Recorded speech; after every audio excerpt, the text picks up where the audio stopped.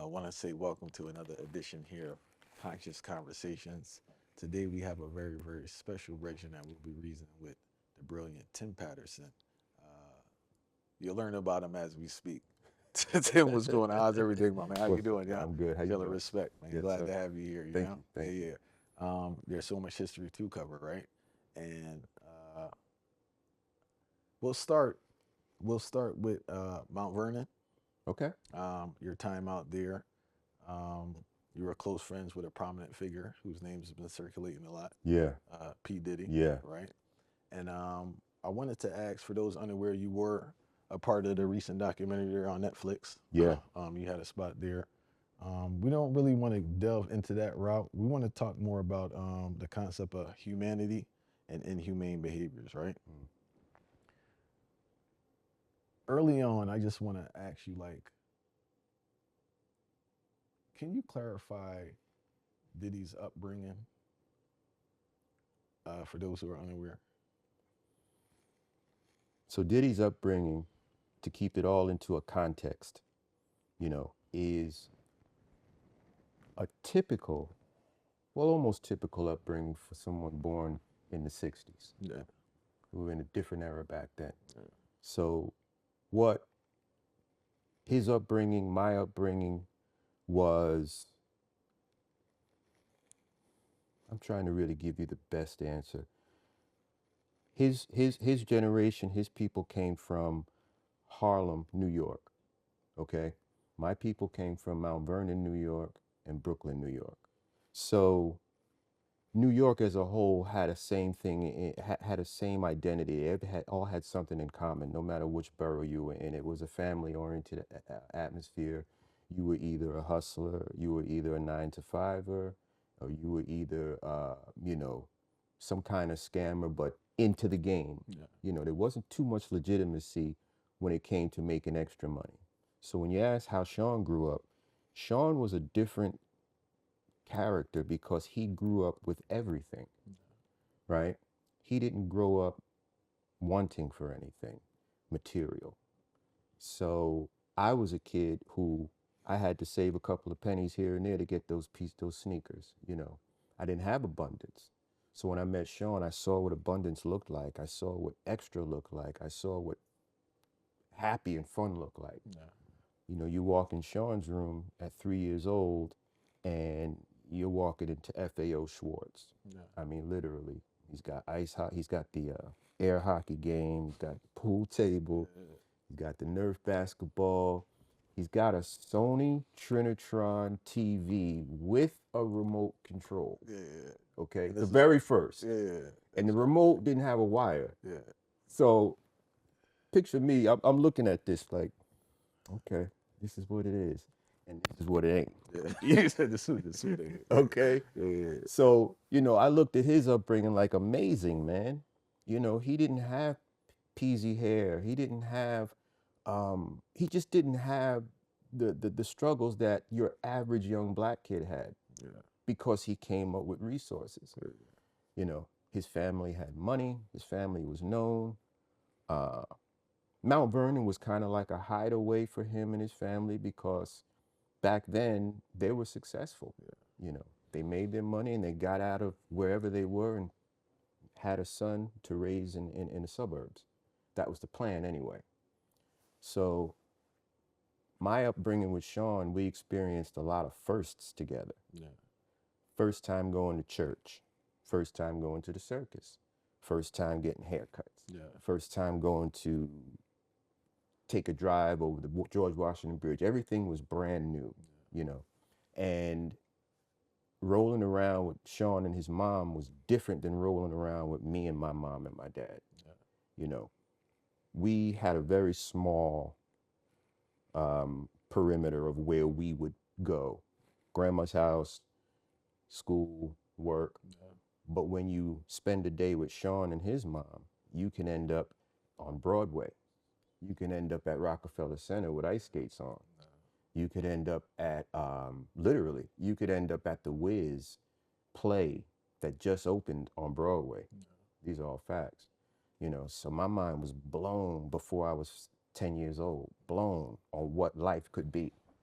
I wanted to ask you now, because I've witnessed this growing up. Um, those who have more resources than others become the target of a lot of people for criticism and bullying.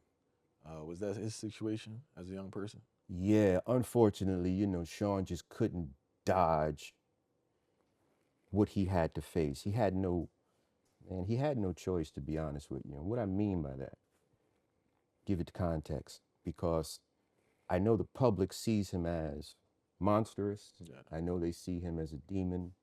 I know they see him in all the wrong light. But I'm here to tell you that he was not born that way. He was born a great kid. Now, he might have learned things along the way Yeah. that monsterized him, but he had to deal with being the different kid. He didn't come outside with sneakers that had holes. Everyone else did. He had mink coats when everyone had Mink coats fire. chinchilla. That's great. Okay. So I say all of that to say he had to deal with everything that came to him from poor kids, Yeah. people Facts. that didn't have. And mind you, he's a transplant from Harlem, and he's in Mount Vernon. So he doesn't have a family tree in Mount Vernon. He doesn't have schoolmates. He doesn't have anything but his mom, right? Knowing that, a kid like that coming outside, he's just a target, Big time. big time. So he had to endure a lot of negativity as a child, inside and outside. When I came into his life, I was 5 years old. No, I was 6 years old. He was 3 years old, I believe. So it only made sense that we became each other. I'm an only child. He's an only child. We're living in the same house. So now, without any kind of script or direction, I became big bro. He became little bro. I became protector. He became protected. Okay. Now, all of this happened before 7 years old, just to show you how different he was. He he never went without. He never lacked. So the kids around the neighborhood, one in particular, we had this one in particular. He was like a 6 foot 12-year-old. He's a giant. And he always used to pick on Sean, always used to pick on him, but he picked on everybody. But for some reason, Sean was just his go-to. Then you had another kid that would pick on Sean for some reason. So I was not a tough guy at all, because my reason for ending up living with Sean was because I was getting bullied where I lived. Yeah. And my parents said, no, we got to get him out of here. You were in Brooklyn. No, I was in Mount Vernon, Oh, you're in Mount Vernon. but I was on the south side, All right. which is like Brooklyn. All right. You know what I'm Cool. saying? And we moved on the north side with Sean, which was like, not Brooklyn, Yeah. Yeah. Scarsdale or some stuff. So I say all of that to say, I have generations of people in Mount Vernon, family, schoolmates, cousins. So we're known. Yeah. Sean had no one. Yeah. Flip the script. I go to Harlem. I don't have too many associates, and he does. So that's what it looked like. But he had to live in Mount Vernon. So kids that saw him different, he didn't ride in a taxi. He rode in a Cadillac, the biggest one they make. Yeah. Okay. Yeah, man, he had no chance. And on top of all that, there was no father in his home. So he's dealing with his mom's emotions, he's dealing with his mom's day, and whatever her feelings was at that time, he had to inherit that. It was just the two of them. Yeah. So there was no balancing in the house for, hey, Ma, can I do this? And she says no. Yeah. He didn't have a go-to and say, hey, Pops, can you talk to Mom? So he had to deal with whatever was given to him, good, bad, or indifferent. Now, mind you, he's an only child, so he's very protected, okay? Very protected. And at the same time, more prince-like as opposed to just peasant. I mean, really. I can't say it any other way, man. Jewelry, patent leather shoes, just everything a grown man would wear, he'd wear as a child. And I'm glad you mentioned that because we as a society, as a culture, we fail to realize or acknowledge the role we play in the monsters we create within our environments. Because personally, I've never been exposed to bullying in regards to like getting smacked around and all that. You know, you got your little hiking here and there. Oh yeah. But it's not till I'm an adult where I realize, man, that's kind of wild. Like, I can't fathom being harassed on a daily basis and what that can do for your psyche or your temperament. Let me just give you context because what you just said is such a gem. You can't imagine being bullied, not just today, but tomorrow too, Facts. next week too, next year. It's your absolute experience. Okay? Now, in Sean's case, Sean's bullying never stopped. It went from a child to a teenager to an adult. Reason being, he's always been at the front. Always. He's never had to wait online. Yeah. He's never had to go without. He's never had to be told no. Yeah. And this is facts. Now, just to give you clarity, being told no, things that went on in his home was, yeah, he's told no. Yeah. You get his butt beat, you know what I mean? But as far as what happens in the public, he's always been upfront. So being bullied, I remember when we were in the music business, this was our early days, really early days before we really had a name. Heavy D. Is that Uptown? This is at Uptown. All right. Heavy D had a crew of guys, right? And we're all from Mount Vernon, Yeah. all of us, right? And it was one particular guy in Heavy D's crew who always picked on Sean, right? Always. Till one day I experienced it. We were down at the Apollo in Manhattan, and Heavy D had a show. And before the show, we were backstage, and we were just bull crapping outside until it was time to go on stage. And so the guy that always bullied Sean really turned it up today, Yeah. right? And I'm watching it all. Everybody's watching me because they know me. I'm his protector. I'm his, So I watch this and I see this transformation in Sean that I just was like, oh shoot, this dude is about to catch it. It was that day he got so fed up. It was that day he just couldn't take any more. Yeah. I'm just not. I'm in front of the Apollo. I'm about to be Puff Daddy. Heavy D's here. Everybody's here. Everybody's here. It's not going down. Yeah. And he beat the brakes off of this dude. Yeah. Now, he didn't beat him up. He beat him down. Yeah. Scratch, bite, just Rage. Yeah. I mean, just raged on him, And from that day on, there was a different approach to Puffy. You get me? From this guy and everyone else, it was a different approach. Some guys still tried him, but people knew, oh, this guy got heart. Yeah. And I knew what that was. That was all of this building up over the decades. The years, finally coming out. And that's one of my issues with critique. Now, it's not to defend people's behavior, but I notice whenever we see anyone do anything which we would identify as inhumane, we forget the humanity within that person. Oof. And we don't think about the backstory. So I think it's irresponsible. As I heard something recently where a guy said, it's a white guy. He said Diddy is the most whatever, like evil or narcissistic person. I said, that's a joke. We all have Diddy's around us.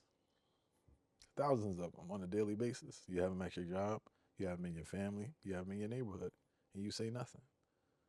Yeah. So it's just the wording, and like how we like to focus on certain people and not others. Yeah. It's so easy for us to put the spotlight on someone in the spotlight, and either drag them or help them, and ignore the backstory. And ignore the context, the backstory, and with Sean, for instance, since we're on that topic, not having a dad in the house, so patriarchy is he has no idea what that is. The house is a little wild from what I understand too. There's a lot of stuff going on in there. Well, there were parties, Yeah. There was entertainment, there was libations, we were turned on to a lot of things at an early age. Yeah. But this is the 70s. Let's keep it in context. Facts. Okay. black exploitation movies. We Yeah. grew up on Superfly and Goldie, and we grew up on, you know, Richard Pryor, and we grew up on Uptown Saturday Night.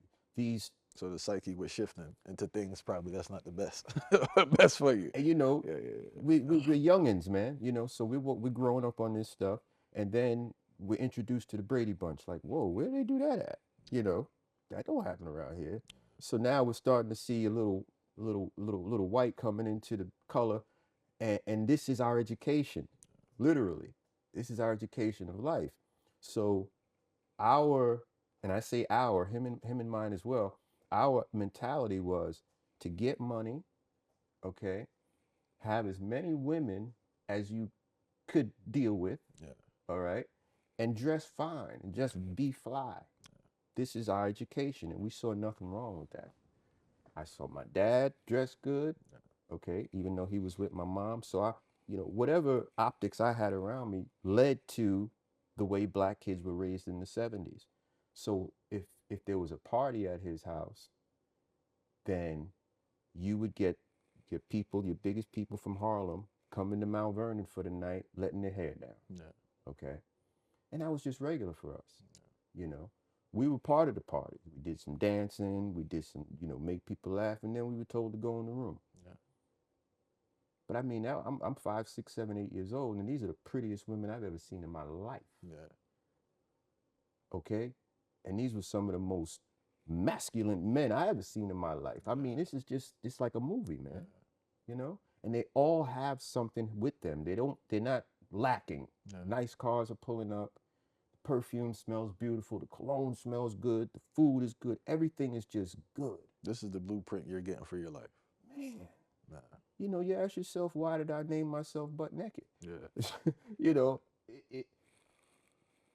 you sexualize at a young age and don't even know it. yeah, Ladies in the 70s that were tens and above, you know, they didn't wear bras. yeah, And I'm like, whoa, whoa, this is real. yeah, But that's what it was, man. You know, so if any of that makes sense, um, without the balance, and this is what you're used to, you know, you learn how to mix drinks at an early age. You learn the scent of marijuana at an early age. You learn uh, how beautiful a woman is when she's older than you and says, come here, baby, give me a kiss. yeah, Do you know what that does to a 5-year-old? yeah, I can't wait for the next time for her to come. Now you my girlfriend. yeah, Like, you're my girlfriend. yeah, And she just being nice. Hey, come here, give me a kiss, baby. yeah, And then there's another one that says, come here, give me a kiss, baby. yeah, So you might have got, come here, give me a kiss, babies 10 times that night. Different women. yeah, And then you might have got $80, $90 in your pocket from the dudes. Come here, little man. yeah, Put this in your pocket. yeah. You know, go get you something to eat tomorrow, whatever the case. So, man, we was happy. Did your parents or your father ever pull you to the side and let you know, or um, inform you on what was going on out there? Did he ever speak on that? Now, I'm going to give you the truth, man. My dad was in the mix. All right. You hear me? He was in the mix, heavy. But I'll give you context for my dad and the importance for dads and the importance for fathers. Now, my dad, 13 years old, he quit high school. All right. Started smoking at 13 years old, joined a gang at 15 years old. This is all in Mount Vernon. He's one out of, I believe, 7 children, 7 or 9 children. And he was the black sheep, Yeah. okay? So the picture I just painted makes him a loser. Yeah. But to me, man, that was my giant, my hero, my everything. You walk into a house with a dad and a mom, one closet has a smell and the other closet has a smell. You smell work boots and you smell cologne. These are the small things people don't get. But if you have just a mom, all you smell is the perfume. Facts. All you see is the high heel shoes.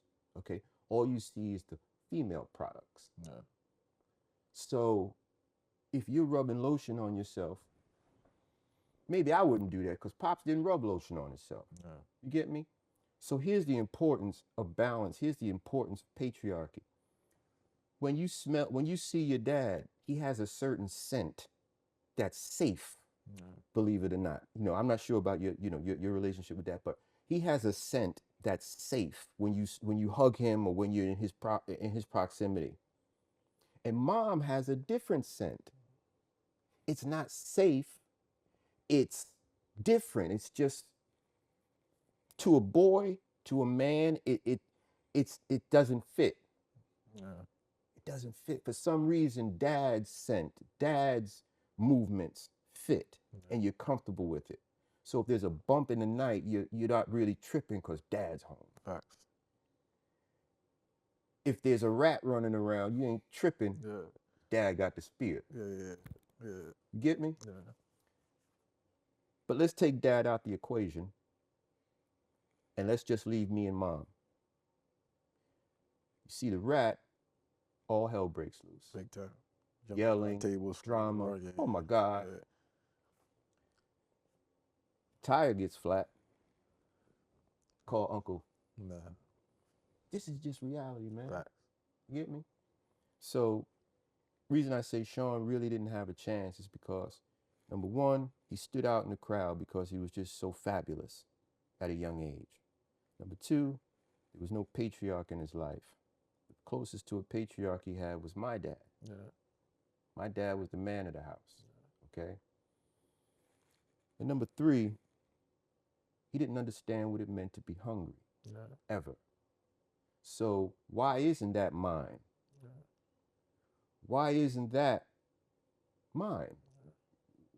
Why do I have to share? This is all mine. Yeah. I'm an only child. This is before Keisha came in the picture. So I'm just trying to paint the picture of the context to Sean's life and the importance of patriarchy. So yeah, he gets in the music business, and before he's 21 years old, his bank account says $1 million, man. $1 million. And that's just the beginning. Now, prior to the $1 million check, we were still getting money because we were throwing parties. Yeah. We were hustling, not illegal, nothing illegal. Yeah. We didn't even drug, we didn't drink, nothing. Yeah. It was hustle, just raw hustle. And what we got that from is when we were children. You see how it's snowing today here? Yeah. We get out and we get the shovels, man, and we go shovel people's driveways all over the neighborhood and be frostbit when we came home with $15. Yeah. That was the hustle we used to do. There was a paper route available. I took it. We took the papers and we delivered them to the houses. I went to the army. I gave him the paper route. Yeah. So that was what we were used to, just having enough money to go down to the pizza shop and get a slice of pizza and play Space Invaders, man, and ride our bikes to the bike shop to go get reflectors, just simple stuff like that. Facts. But yeah, he never really was able to appreciate Sean Combs because that came with a lot. And I truly believe the reason for all the identity changes. You briefly spoke about fatherhood, right? And I know you're very adamant about redefining fatherhood. In this time now, right? How would you define fatherhood? Doesn't exist. Yeah. No, it doesn't exist. Fatherhood is motherhood. Yeah. Fatherhood comes all packaged up in one person. Okay? And I really don't know too many gray areas when I speak. I'm either hot or cold. But yeah, fatherhood these days is a child support check, if you're able to get that. Yeah, fatherhood has been dismantled, and if there was an agenda to do that, it's successful. It's funny you say that, right? I was talking to a professional woman, educated woman, and she told me that she never learned to respect a black man, and she has a father. Well, here's the reason why. I can't say in her case, but in many cases. Sometimes a baby's first words they'll learn or the first tones they'll hear is your father ain't shit. Yeah. Your daddy ain't shit. Facts. In the black community. Big time. Okay? Innocently, this innocent kid has to now get this picture of her dad, his dad. He ain't crap. So already he's fighting an uphill battle for his child's love. And everything you do is seen within that lens of the child because they're already indoctrinated. But continue. And this is early, man. So how do you break from that indoctrination to realize that, oh, this guy ain't that bad? One of my greatest experiences, I taught in Philly for a while, right? I don't know how I ended up there, but I'm gonna keep it a break. But like, it was one of the greatest experiences. I really cracked the code on the origins of a lot of stuff in our community, and I noticed that for boys and girls, as a black man, one initially they don't respect you. So if there's a white teacher and a black teacher, automatically by default, they view the white teacher as educated, capable, and whatever. As a black person, very skeptical, but more than anything, they don't think you have any form of intellect. You have to perform so high, right? And show them so much love for them to accept your brilliance. And some of them still accept. So for me, they were kind of confused about me because, like, I had the militancy in regards to holding a standard for discipline, but also I could teach. So you couldn't just say I was a disciplinarian. I'm also a intellect. But then I used to hoop with them. But now I used to mentor them. So now they're confused because everything's compartmentalized. But now this guy is doing so many different things because the hooper's supposed to be a retard. The disciplinarian, he's not necessarily supposed to be able to teach us. The person whose real intellect is more, I guess they would equate as a geeky guy, so he can't maintain a class. But you can tell, they can tell like they have so many veils over their eyes, they can't see the brilliance and greatness of a black man. And I think if more black men understood that, they'll be less frustrated because they'll go into it with a realistic expectation. I think it's the expectation that causes a lot of frustration. Like, why are people treating me like that? But they don't understand their perception of you and how they've been indoctrinated to view you that way. Yeah, man, you're right. If kids, well, I won't say if kids, but like you said, if dads understood that they're working, they're dealing with an uphill battle day one. You really are. And this isn't if you're an abandonment dad. This is just a dad. My dad, bro. Full time, 24/7. You can be a full timer, man. You could be taking them to school. You could be this, but society says that I'm not good. Social media says that I'm not good. That mugshot of that mugshot over there of Pookie is universal for me. Big time. Okay. So how do we, is your question, how do we get over that? I don't think it's realistically it's collectively get over that. I think it's done within your own household and within your ecosystem. I'm not a big collective change person because I can't control people's behaviors. But I think you can, depending on the lady that you have. I think she plays a big role in regards to how she respects you and how she treats you around the child and what she says. I've been in situations where I've heard women speak down about the men, and I've seen other situations where they don't do it. And you see it's a totally different dynamic in regards to the child and the parent. So I think women play a humongous role in regards to the child's perception of the father, but not to not hold people accountable, but being realistic about it. What has she learned? She doesn't understand the importance of her words, how it distorts the relationship between the child and the father. I'm not talking about baby daddy. I'm talking about parents that live with a married couple. Oh yeah. They say little things against the father, or they don't tell your daddy, mamas. Don't tell your daddy this. You know, so it's just a little vibe where it's like now you're creating this little division with, it's like, but some do it for selfish reasons because they want the child to be them. You're my partner. You're my friend. Man, you just hit on so much. You know, I want to go slow with this because no, really, because this is, it needs to be said. It does, man. You asked earlier, what is fatherhood these days, and I said it's gone, right? Fatherhood is motherhood. Now, earlier I told you how much I love the female. Yep. Okay. I explained to you how I was introduced to the female, and you don't forget stuff like that. Facts. Right. The issue that I have today is that we're out of order. We're out of spiritual order. We're out of the order of the Most High. And the order that He'd like us to be in is God over Christ, Christ over man, man over woman, woman over children. Yeah.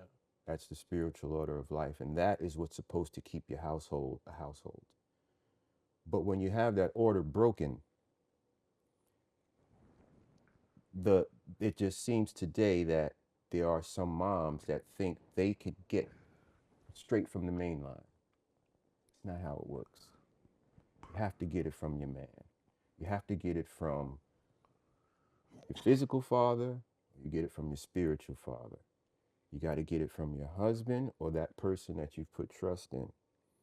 But to do it on your own by yourself is going to cause chaos. And that's the results that we're in right now. We're watching the results of motherhood fathers, fatherhood mothers, whatever you want to call it. Now, this is no slight towards the woman, Yeah. okay? But if we want to remain in order, and if we want to understand the reason why, let's just go spiritual but biblical really quick. So there's a spirit that we walk in. When you don't have a dad in the house, you're in the spirit of your mom. Yeah. You haven't even realized your spirit yet. Because like you said, mom wants you to herself. She wants to create you in her image. Yeah. She really does. She wants you to be that. Subconscious. Innocently. She It's doesn't not mean that with anything. malice. Yeah, She yeah. doesn't mean anything by it. Nah.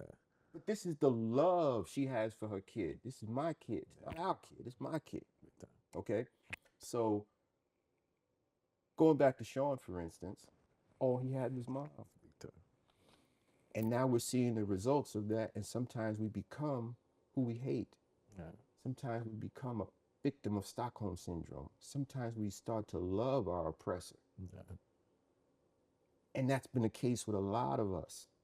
So when you're out of order, when you disrespect the man, when you don't allow him to be a man, because we're given something that makes you say, oh my God, I didn't know what I would do without you. Yeah. We're given that gene. And you're the ones that's saying, I don't know what I would have did without you. We're not the ones saying, I don't know what I would have did without you. At least the real ones ain't, right? So allow us to be that, I don't know what I would do without you, dude. Don't restrict us. Don't restrict our children from our greatness. Now, dad, like I told you, my dad was quote unquote a loser to everybody else.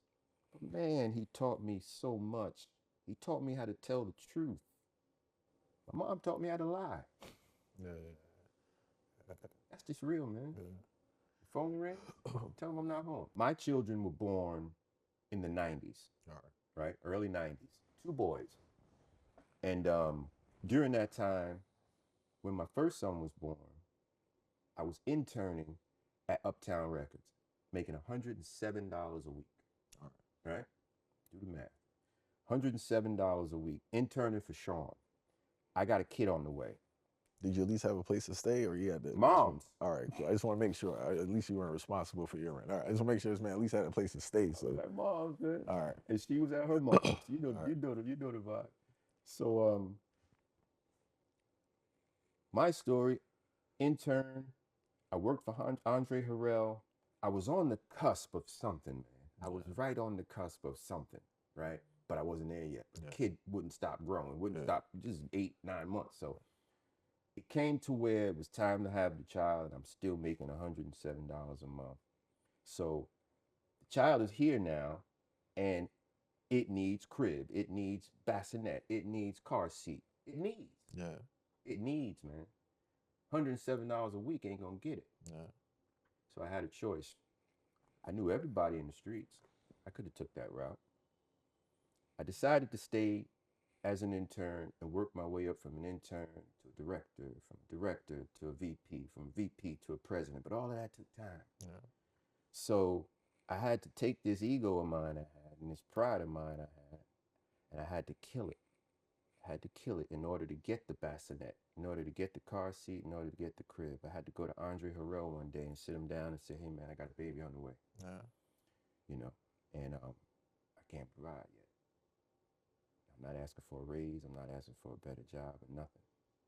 And he stopped me mid-sentence. He says, meet me at Darlene's tomorrow on Fordham Road, 7 in the morning. I'll never forget. Meet me at Darlene's. Now, Darlene's was a big bassinet child store, right, on Fordham Road in the Bronx. I meet him at Darlene's. He takes me in there. He says, get what you need. I get everything I need. He pulls out his credit card. He pays for it. So you got all these boxes lined up right here. He's in a drop-top Mercedes, a 2-seater. Okay? I'm on the train. All right? I'm on the train. And he pays for it. He says, all right, go figure it out. Okay? So I'm providing now. Now I had to figure it out. I got the boxes home. I unboxed them. I put everything together. My son had a place to sleep. Proud. Proud. So as time goes on now, my job became my life, man. Like I said, I went from intern to director. The director means now that you have artists under you. You have to make albums. You have to move all times of the night. You got to babysit. You got to manage. You got to make records. You got to put fires out. You got to do it all. Naturally, the time I should have been with my child, I was with my job. Years go on. He's getting older. My job is getting better, making more money, becoming more of a star in the game. Yet and still at the time, I think because I'm providing the money, I think that it suffice. Yeah. I'm not putting the time in that I should have been putting in. And I thought I was, because I was the dude, bro, who would take weekends and it would just be with my kids, no matter what was going on in the music game. And that was a thing with me. So I thought I was doing good, man. Everybody else, everybody I knew had kids, and Sean didn't have his kids yet, but everybody, their thing was, the mom, they got it. I'm just, my thing was, no, I had a father. I know what family looks like. Weekends is ours, man. So I'll pick the kids up, man. We go to Poconos in Pennsylvania. I had a timeshare. We do all of that stuff. And then we go to Great Adventures, and we go here. We go to Florida, Disney, all of that stuff. And I'm thinking this is what it, I'm proud, man. So long story short, as time goes on, I get this letter in the mail. And it's from my son's mom. And it's asking me to sign over my parental rights. Did she hit you with that one? Huh? Did she hit you with the parental rights? I got the parental right letter. But that's where it started. So that was a shock. The excuse was health insurance. Okay. So that was a hard one to swallow, man. Does he get health insurance, or do I stand on this big decision to make? But at the same time, I get hit with a call from my same son. He's saying, Dad, I changed my name. First and last. So all of this stuff is going on with him. How old was he when he changed his name? Whenever it was legal. I think it was 16. Whenever it was legal to do it, he did it. He took the mother's name? No. My son is, let me get to that. Okay. So whenever it was legal, he did it. And this is all, I'm getting all of this afterwards. Nothing I could do about it. Right? So I'm messed up, man. I'm living in Florida. He's living in New York. And I'm messed up. Okay, so time goes on and I get over that. It becomes what it is now. Okay. Our relationship has still hung on.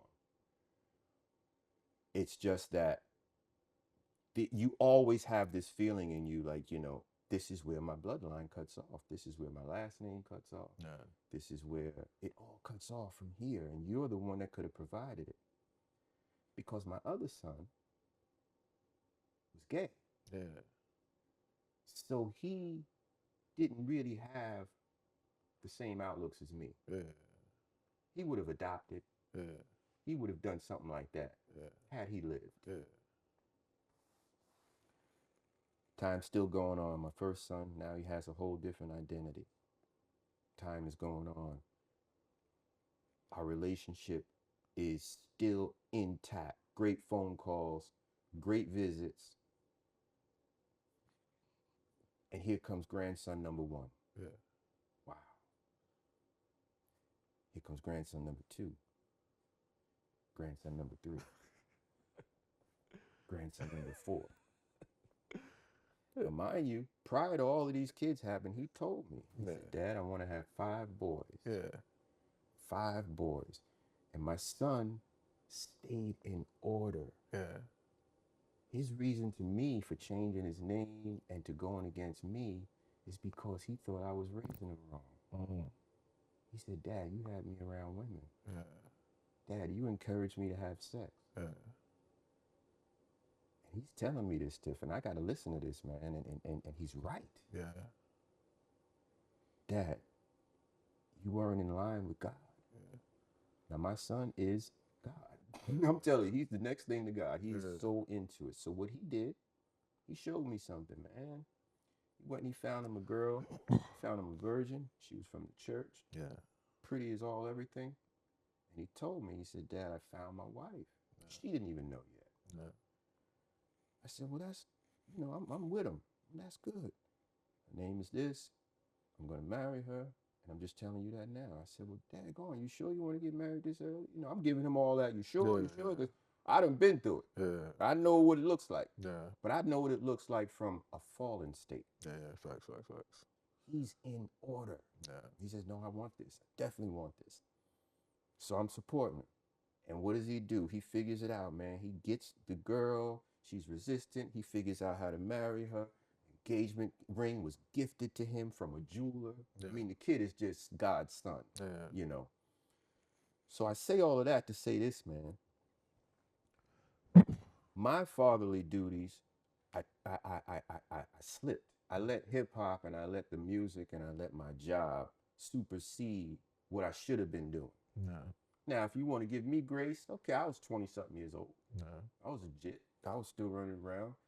I had BMW. I had more cars than I could drive. No. So in a 20-something-year-old's life, I'm like, damn, I blew up before I grew up. We're making 6 figures. We traveling the world. But I'm not thinking about my seed the way I need to. And this is what happens when you lack. He took his name from me. To this day, I haven't been called grandpa. Yeah. I have 4 grandkids. Yeah. But to this day, I haven't heard the word grandpa yet. Yeah. But guess what? I got to hold that. Yeah. Because he's in order. He's married now 10 years. Same woman. Yeah. 4 children. The kid is a millionaire. Yeah. Works at Spotify, Facebook, all those places. All of this without the assistance of me, man. Yeah.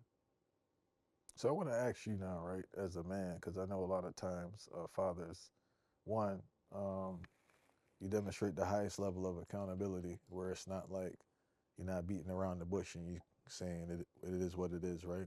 Mm-hmm. When did you get to that point to just accept his decision, accept your role in his decision, and also find joy in the success? It was tough, man, and I'm glad you asked me that because I had to go through those decisions twice. I had to decide whether or not I was going to beat the gayness out of my son, or I was going to accept him. Now, I knew at 2 years old he was gay. I knew it. He wears mom's shoes. He put on her jewelry. He'd walk around the house, but he'd do it with a smile. He'd do it so proud. I'd come in the house and he'd like, look, Daddy. And he's got on high heels, man. He got on her rings. So look at that. I'm in a quagmire now. How was that for you in the hip hop space? Man, it was a quagmire, bro. I'm here, Mr. Mucho Macho hip hop. So like you said, how do you decide that? And I'll get to the other son on how I accepted him being who he is. You know, you really, this is advice to everyone, man. You really have to know that you have no dominion over anyone.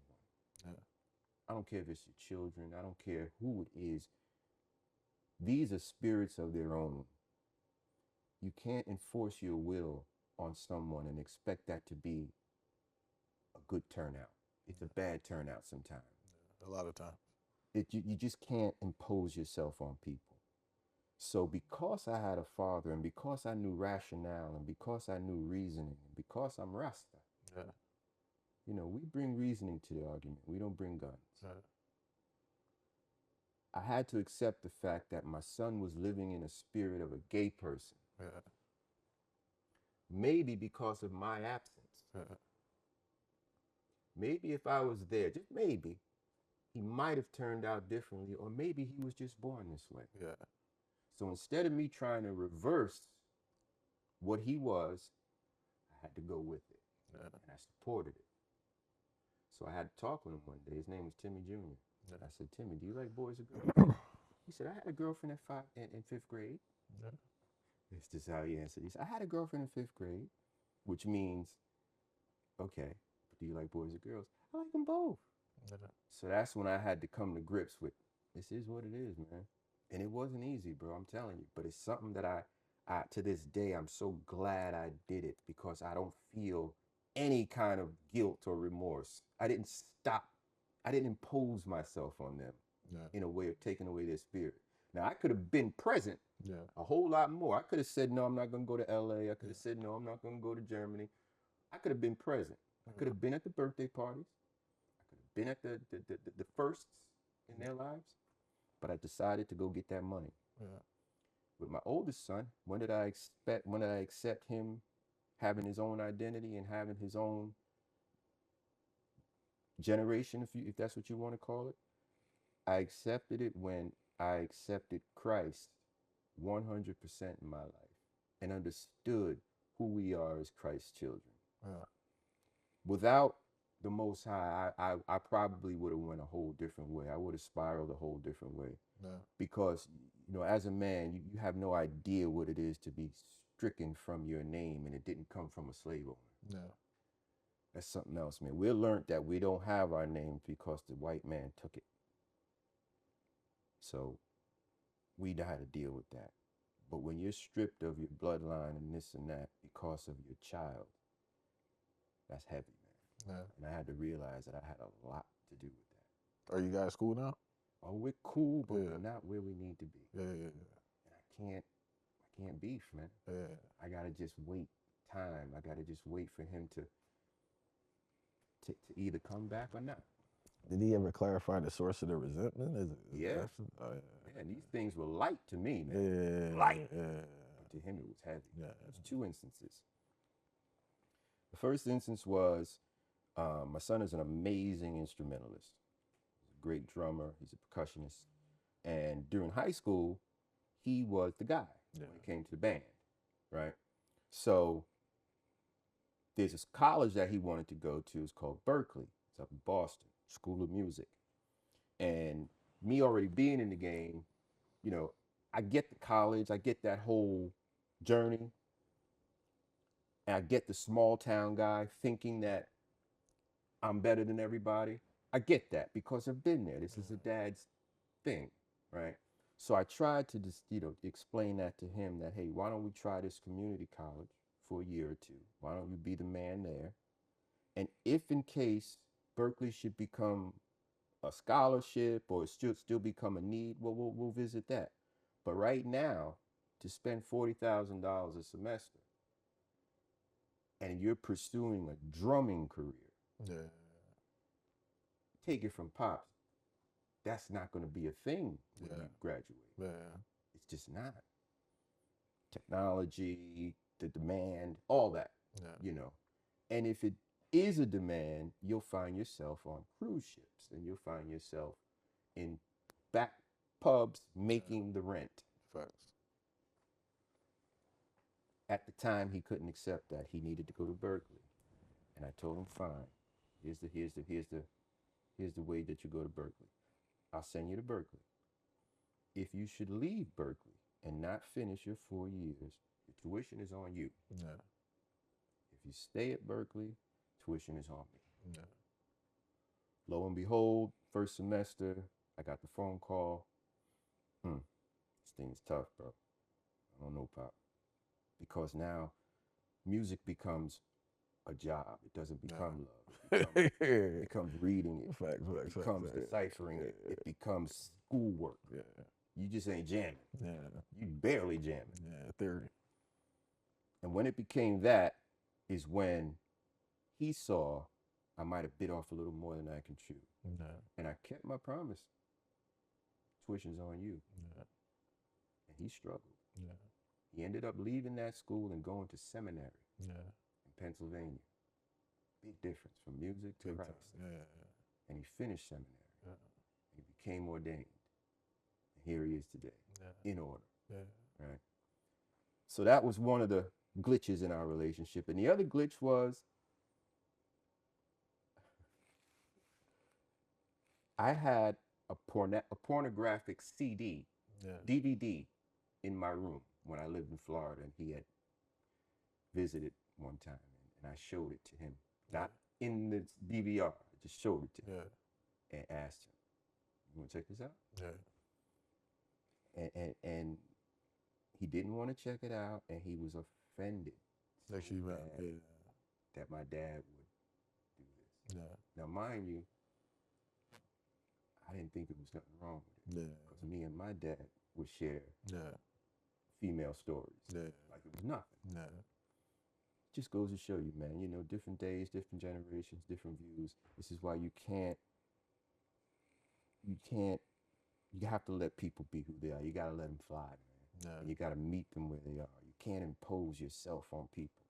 I could have beat the gayness out of my son. Yeah. I could have beat the last name back into my son. Yeah. I could have did that. Yeah. But I decided to go this route, man. And to this day, as much as I've lost, and you've only gotten a morsel of everything, but as much as I've lost, never been called grandpa. I only have one child now, and I lost a child to an overdose. Yeah. How old was that child? 28. 28? 28 years old he passed. He would have been 30. He'd be 32 this April. Yeah. Yeah. So I'm here as a testament to every dad, every household, that the time we're given here, you got to use it wisely. And every day you wake up is a day of choice. Do I choose good? Do I choose evil? That's all life is about. How do you feel? Because you said one of the things is that you spend a little too much time on the job instead of family. How does one balance that out? Because that's a lot of men's complaint right now. Is that like realistically, how can they find a balance where so much time is needed just to earn? So it's like the way it's structured now is like you're gonna lose something. You know what I'm saying? It's either you're gonna be with your family, you can't pay your bills, or you're paying your bills. This is the reality of this time. Because I think too many times we take norms from previous generations and try to bring them in this time, and it doesn't work. It doesn't. That's like you giving a dude. You can give people music advice, but it's kind of limited because you're in a totally different ecosystem at that time. Totally. So I think in regards to the balance, because that's the complaint I hear from many men. Many men struggle. Like I don't know if it's the men I'm around.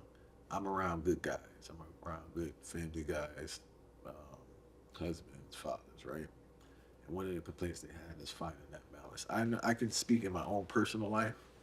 I've made a personal decision, so I don't make as much income as I could, right? Because I choose to spend more time with my family. So maybe it works for me because I'm still getting through, right? But I could easily make more money if I were to do more work. But the way I analyze it, it's like for me, I'm not putting it off on the next one. I'm saying what works for me and my family. My family and my relationships are much more better, much better because I made the decision that I do. And it's not just about being present, right? It's not. I think when people talk about presence, they talk about physical presence. Like, I'm actually present. Like you can talk to me. You know what I'm saying? I'm not crappy or miserable all the time. I do have my moments, right? But you know what I'm saying, fine. So it's like I really analyze that, and I think I'm privileged to even have that choice because most brothers don't even have that choice. The balance. I gotta work 3 jobs, and then I gotta go home and be dad, be a husband, and get up and do the 3 jobs again. Yeah, cook and clean. A lot of brothers cooking and clean right now. Yeah, a lot of house chores, 1 day off a week. You know, earlier we spoke about what the agenda could be. You know, when they took us out of the households and replaced us with welfare checks, that was an agenda. That was meant. That was choreographed. That was meant to happen. That wasn't something that just happened on happenstance. This was put into order. Okay. And then when you flood the inner cities with crack, when you flood the inner cities with guns, dope, I'm getting to your point. When you flood all of that stuff and you just notice that, hey, if I go over here where the mansions are, I can't buy no crack. Yeah. But if I go where the bandos are, I can buy as much crack as I want. What is that? That's an agenda. Yeah. That is meant to happen. That was put into place. So now what's the new crack on the street? The new crack on the street is keeping you busy. But busy is just to keep you busy. Yeah, but not productive. Not productive, you're not gonna get you're not getting a pension, my nigga. You're not getting no social security. No, You're busy. Just out here busy. Just being Right? busy. Yeah. So you gotta make 47 stops to get $100 today. FedEx, UPS, Uber. Facts. I just can't sit here at the desk no more and get my money. I gotta be busy. I gotta break my body down. I gotta conform to the technology. I gotta listen to the algorithm. I have no choice in the matter. I have no opinion. I gotta listen to dispatch. I'm just a tool. Yeah. Then I gotta go home and be this hero. No, the agenda does not allow that. Yeah. That's why the only substitute for what's going on right now and the answer to you is you have to have a connection with the source, man. Yeah. We can't. You think we? How the hell do we navigate this thing that we're in, man? Ball of confusion. Fact. How do you navigate it? You don't know what's going on. I don't know what's going on. Facts. So you have to understand that you got to go back to the basics. You have hands, so you can be creative. You have skill sets that have to be now tapped into as a person. You know, you have all these abilities and capabilities that you have to realize. You got to unlock them. And when a man says I can't balance out my home life because I'm always working, to me, that's a signal of you haven't tapped into what your skill set is or what your expertise is. Facts. You've tapped into what it takes to get to the next 30 days and you've stayed there. But some of us have to have the faith, take what he's given us as our power, our gift, our strength, and put it into effect. So if you got to spend that extra 2 hours getting the website together, or if you got to spend that extra 3 hours getting the podcast together because this is your skill set to get you out of those 3 jobs, then you got to do it, man. You mentioned something, faith, man, and we live in a faith crisis, man. I'm gonna tell you, like, people really struggle with, like, people blame a lot. I hear it a lot of youth sports, right? Whenever you talk about faith or like believing in yourself and all that, or only doing things you know that are guaranteed to work out, it's usually in context of children. But we must speak about adults, right? Especially men. Men really struggle with faith. I don't know if it's a skill set. I don't know like how you would define faith. So my therapist, Dr. J, she used to say all the time, like, we'll talk about life, right? So she said, like, she sounded like Maya Angelou. I never met her in person, only on phone, so I don't know if she used to smoke. She had a real raspy voice. But she always say, like, what else does the universe has to do for your ass? You know what I'm saying? Keep it real. Yeah, because it's just like, what else you need to see, bro? How much things have you been through and you still here? But it's like, it's always this, I don't know, I'm not sure. I'm not asking people to put themselves out and do craziness and be irresponsible. I'm not saying that at all. But at the same token, it's like, you can't just be sitting there, bro, scared the whole time as a man. You can't, and it's almost blasphemy to not use what you've been given. And what I mean by that is, you know, evil has a way of working, man, and evil has a way of appeasing you. Because evil comes with a dress on, no bra. You know what I mean? Evil comes with a big pocket of money. It doesn't come in a ball of fire all the time. And when you discount what you've been given, you know, a lot of guys know I could write. Big time. I know I could write. But nah. I know I could bake. I know I could build. I know I could take a hammer and nail and I know I can. And you've known this your whole life, but you've never allowed it to be unlocked because you didn't have the faith. You've been living in the fear because you know every 30 days something's due. Facts. And that's just life, man. Yeah. So without the faith and without the belief, that's who you're going to be. Be locked in. You're locked in. There's no getting out of that. The only way getting out of that is maybe losing everything like your boy. Yeah. And then saying, okay, I'm done. I surrender. Yeah. You know, but that's not going to happen to a lot of guys.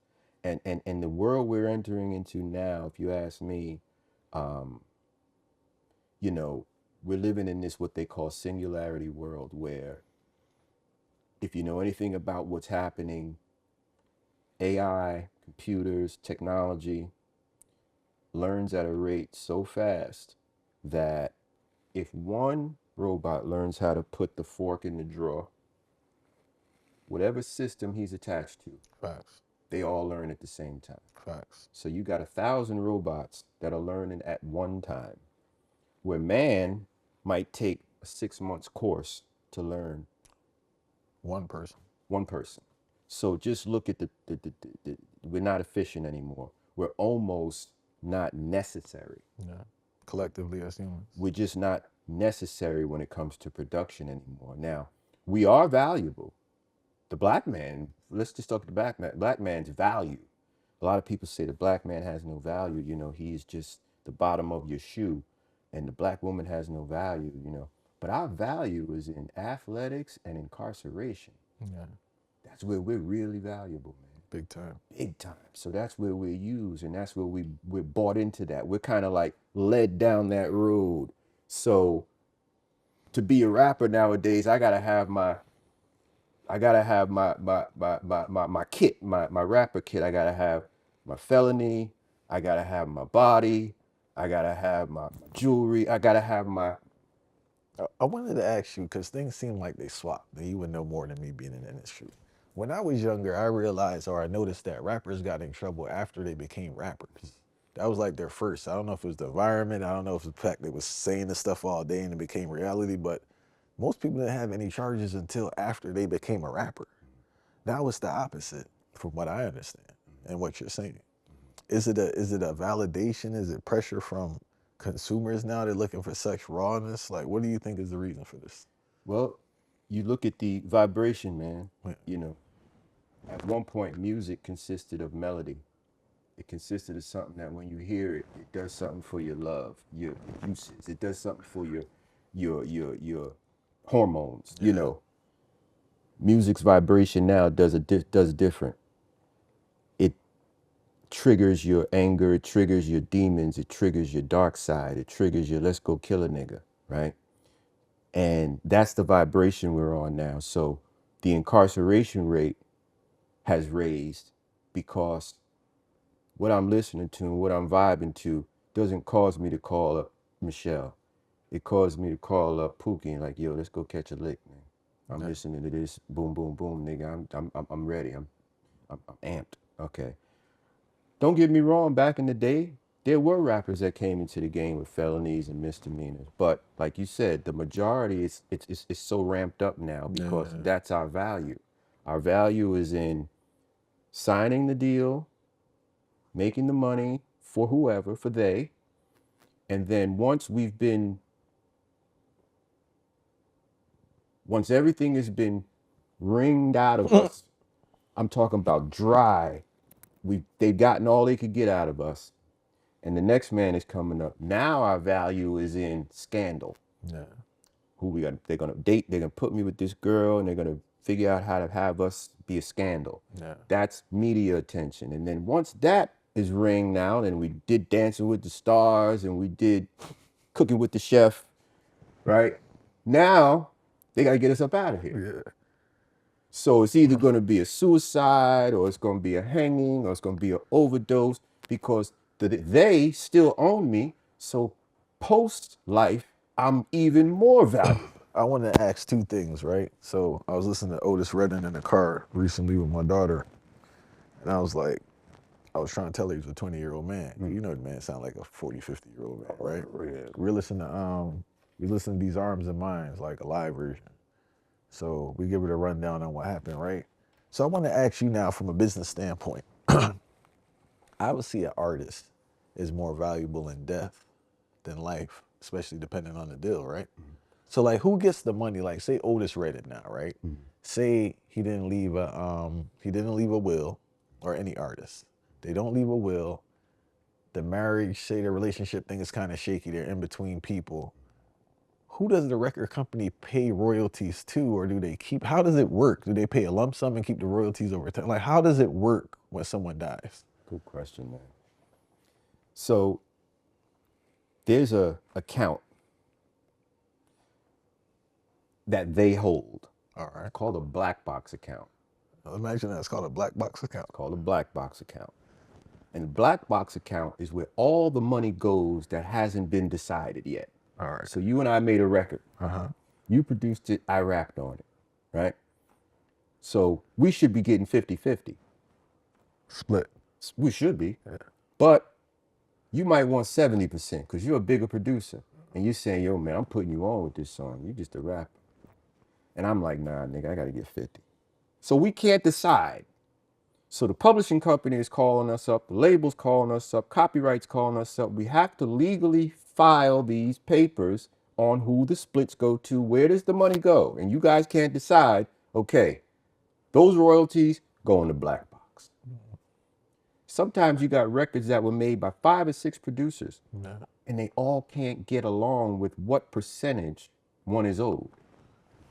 That's the way it works. So Otis Redding, for instance, Sam Cooke, Bill Withers, I'll go down the line. These guys, great artists, but they come from bumfuck nowhere. Excuse my language. And they have no education of what happens with the money. They just want to be on stage. So naturally they get their advance, which looks beautiful. I've never had $1,000 in my hand. I go buy a car, get all the things I need, buy my mama this, and then now I run out of that. Wow, they gave me another $50,000. Not understanding that I have to pay that back. Not understanding that these are loans with interest. So once we get down that road. Hold on, please. Yeah. I just want to clarify. Yeah. So I understand in advances in regards to, they do put charges on it for your expenses, but they also put interest on the advance. Okay. When I say interest on the advance, now, $50,000 cut to me. Say I need $50,000 for living advance or whatever the title is. I get that. Now it's time. The quarter is over. The royalty statements come out, and I'm in the hole $50,000. Well, I need another $50,000. Yeah. I got to keep asking, right? So I'm not just paying back even money. Yeah. I'm also incurring all kind of charges during this borrowing. Facts. I got to get a video shot. I got to get clothing. I got to get transportation to and from. I got to have dancers. I got to have background singers. And all of these people are the tax. They're the ones, the interest. They're the ones that are on top of what you owe already. So your dancers might get $500 a show, and you're doing a tour for 30 days. Do the math. Yeah. This is all coming out of me. Yeah. So I never have that chance of getting ahead. Ever. That's Otis Redding. That's Sam Cooke. That's Bill Withers. That's all our greats. That's why they died broke. So what happens when they die? Royalties accumulated over time. Where does that money go? It goes into a black box, and the theory is that the biggest, the record companies, the conglomerates, the corporate, they chop that money up over time. Yeah. Because mind you, anything in account gains interest. Yeah. So I know artists right now, I know producers right now, real big names that are still owed tons of money. Tons of money. And it's just so hard to get to it. They have to prove it's theirs. And then the layers of getting to it, because these layers are put up to discourage you from trying. That's the business. That's the dirty side of the business. You know, we keep you broke. Now, in order for you to break through and get your royalty, Otis Redding's family, Michael Jackson's family, do you see what they got to be put through? The estate. And you hear about it all. Oh, they're fighting for the estate. Fighting. It's always a fight to get what's yours, to get what's owed. And then you have to hire the They Network lawyers. And the money gone right there. They're all in the same game. No, really. Yeah. They are. They're all in the same game. They all work as one. Yeah. So the closer I get to Daddy's money, Otis's money, I'm right where he was, because I'm owing the lawyer now. Yeah. I'm owing the investigator now. Yeah. I'm owing the forensic accountant now. Yeah. And they're all waiting for the money. Facts. And we may not get to the money. Yeah.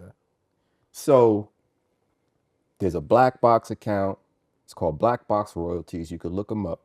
There's millions and billions of dollars in there. And the saying goes that record companies use that as a cushion.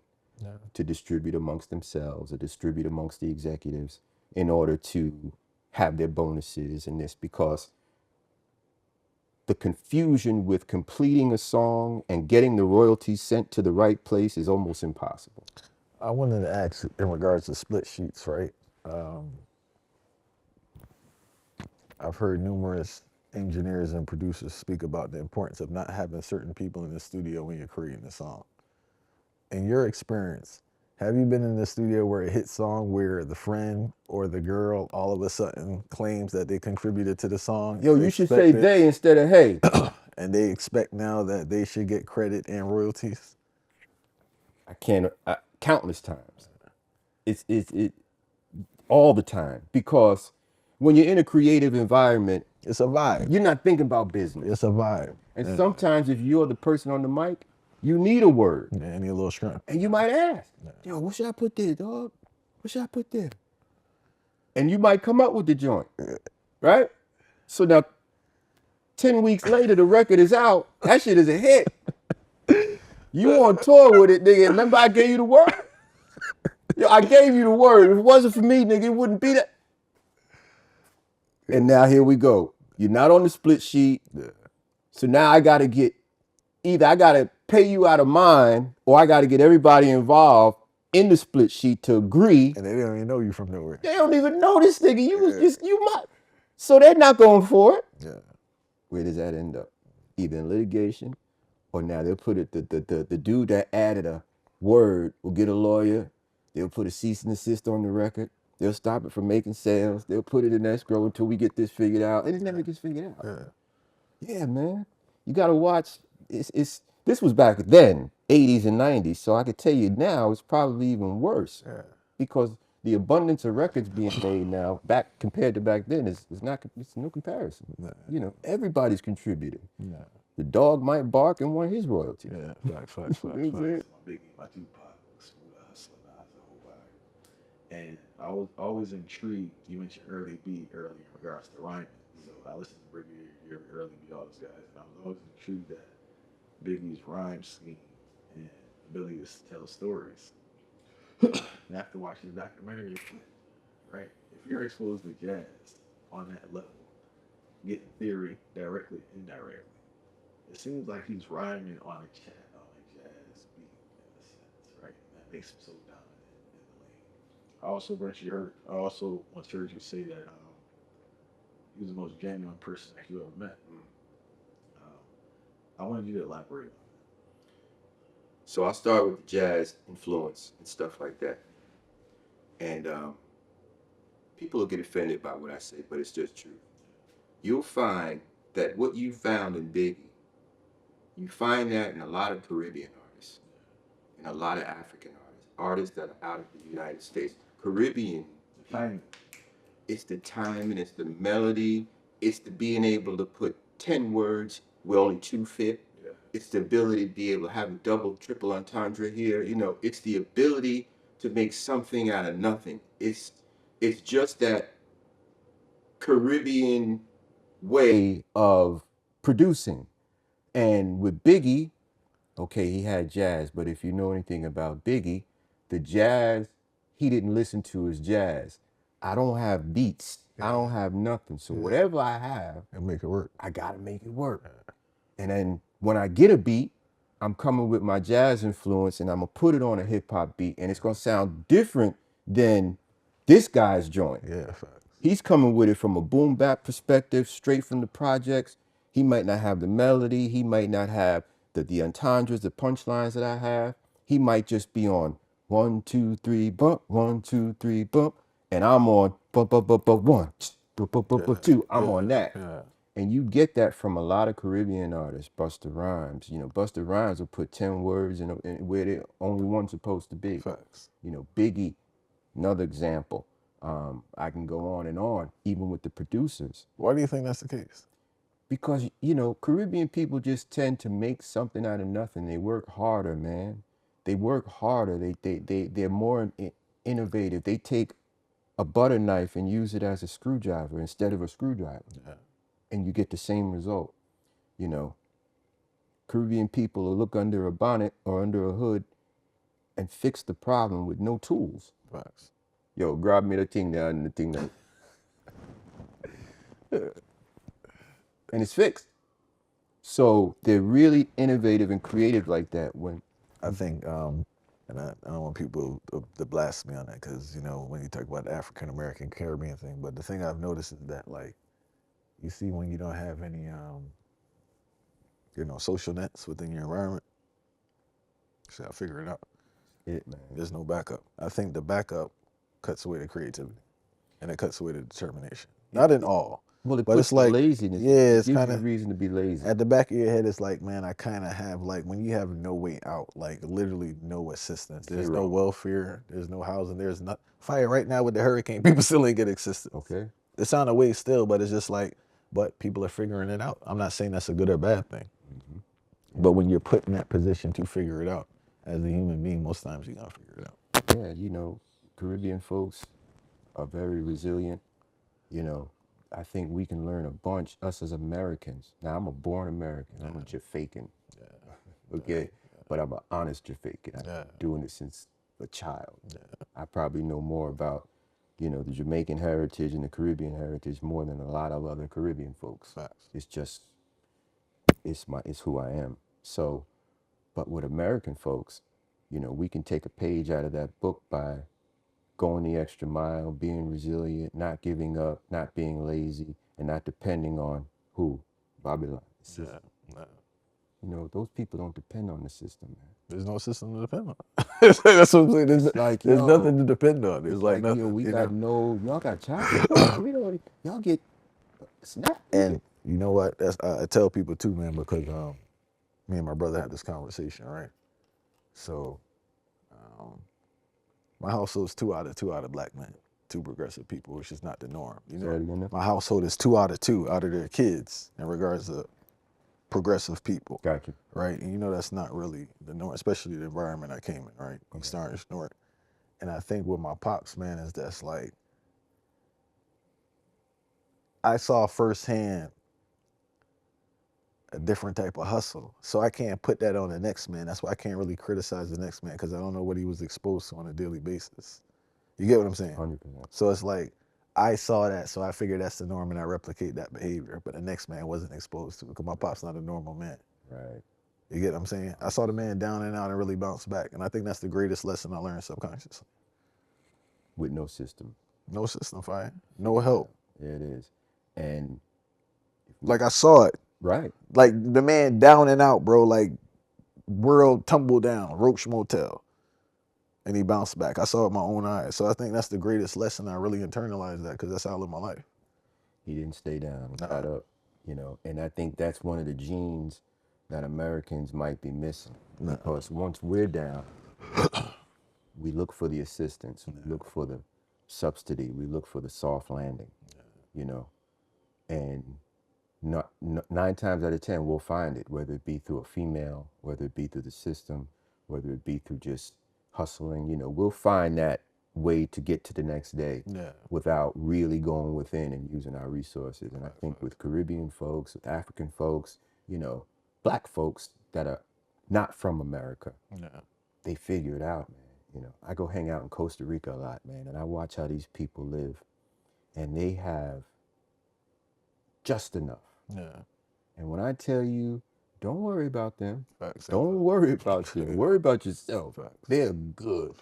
I'm telling you, they are good. They smile at everything. They're family oriented. They're always cooking something, whether it be off a tree or off a pig. They're good. You know, and yeah, I think that's the edge. Even in hip hop, you know, hip hop is arguably very. Hip hop has to allow Caribbean an entrance. Because Grandmaster Flash, you know, Kool Herc, you know, these guys had that hustle. They had that ability to put the system together based on the electricity up there. We don't know that shit. We trust me. We don't know that shit. If it ain't a plug, what we doing? But he took the wires and he did this. You know, back in the days, I used to be involved with a lot of dancehall artists and a lot of dancehall sound systems, and the way they would string their system up was just amazing. tube amps. And they're not electricians, bro. The person who probably built the sound is an electrician, but they themselves are not electricians. They're engineers. When it was time to get it on, They gonna make it work. They gonna figure it out, yeah. Amazing. You know, so yeah, man. You know, props to Caribbeans, props to Africans, man. We got a lot to learn from folks like that because they make something out of nothing. Facts. I want to jump back to Biggie now in regards to you saying he's the most genuine person that you ever met. Biggie knew he was fat and ugly. Yeah. He knew it. He knew his eyes were crooked. Yeah. He knew he didn't smell the best. He knew it. Yeah. So when I say he's the most genuine person, he didn't walk around fronting as if he was anything different. Yeah. You're going to love me for who I am or not. Yeah. Now, when I talk to you, you're going to love me because Biggie would talk to you and he had a lisp. Yeah. And he had a way of talking to you that was like so dark because he was always down like, yo, dog, listen, I just want to be, you know, on your season him out the ghetto, kill him, and and he opens himself up so easily. He's not inhibited, or he wasn't inhibited, or he wasn't fronting about anything. Yeah. He was so likable. So after a conversation with Biggie, it's like, yo, that's my man. That's just not, that's my friend. Yeah. He opened himself up. Like, I know shit about Biggie you don't know. Yeah. He told me. Yeah. Where another artist, I might not know that, you know, you got a mental health issue. Yeah. You know, that's stuff that those are layers that we put up. Yeah. But Biggie, man, in his presence, he was the biggest teddy bear because he would let you teddy bear him. Yeah. You know, he'd let you punch him. He'd let you just bounce off of him. Yeah. You know, even though he had his, you know, he drew his line, and he had a buddy named Damien who made sure you don't go too far with Biggie. Yeah. But Biggie himself, man, was so approachable, so lovable. You know, man, just gone too soon because to watch a guy just sit there like Alfred Hitchcock. I'm not sure if you guys know who Alfred Hitchcock was, but he was a great movie director back in the day and writer. And Biggie and Alfred Hitchcock kind of share the same body style, body type. And to watch Biggie just sit in a chair, and this was the way he wrote music. He's writing. You used to mumble it? You used to mumble? No, he's smoking. Yeah. And then he just do this. And you're watching him wondering, like, yo, when you gonna start, you know, when you gonna start writing? Yeah. I mean, there were times I used to ask him, I said, you need a pad, a pen? Because that's a rapper's thing. He'll give me a pad and a pen. And start writing. So Biggie sit there, and all he say is, yo, play that back. Play that back again. This is the track he's playing back. Yeah. And the whole time he's writing. Yeah. So then he'll say, all right, I'm ready. And you like, you ready? Yeah, you write shit. Yeah. Go in the booth, one hit a quitter. Yeah. Literally. He punching every now and then. But that was the gift he had, man. It was amazing. It was amazing to watch him record. Because, you know, it's like when you watch Jay-Z record, it's kind of the same method. There's no devices. There's no writing. It's like, it's that Caribbean thing. Yeah. You know? Yeah. I don't need a pen and paper. Because that's not always available. Yeah. I'm going to just use what I have. My gift. Biggie would give you, if you asked, he'd give it to you. Yeah. It's just who he was. Yeah, I want to ask in retrospect, right, in regards to like the music you worked on, the content of the music. And I know at the time you couldn't, that's what you guys were into. But do you ever regret some of the music you worked on and the messages that went out? Good question, man. Wow. Okay. Yes, I regretted it when I inherited the music. Explain.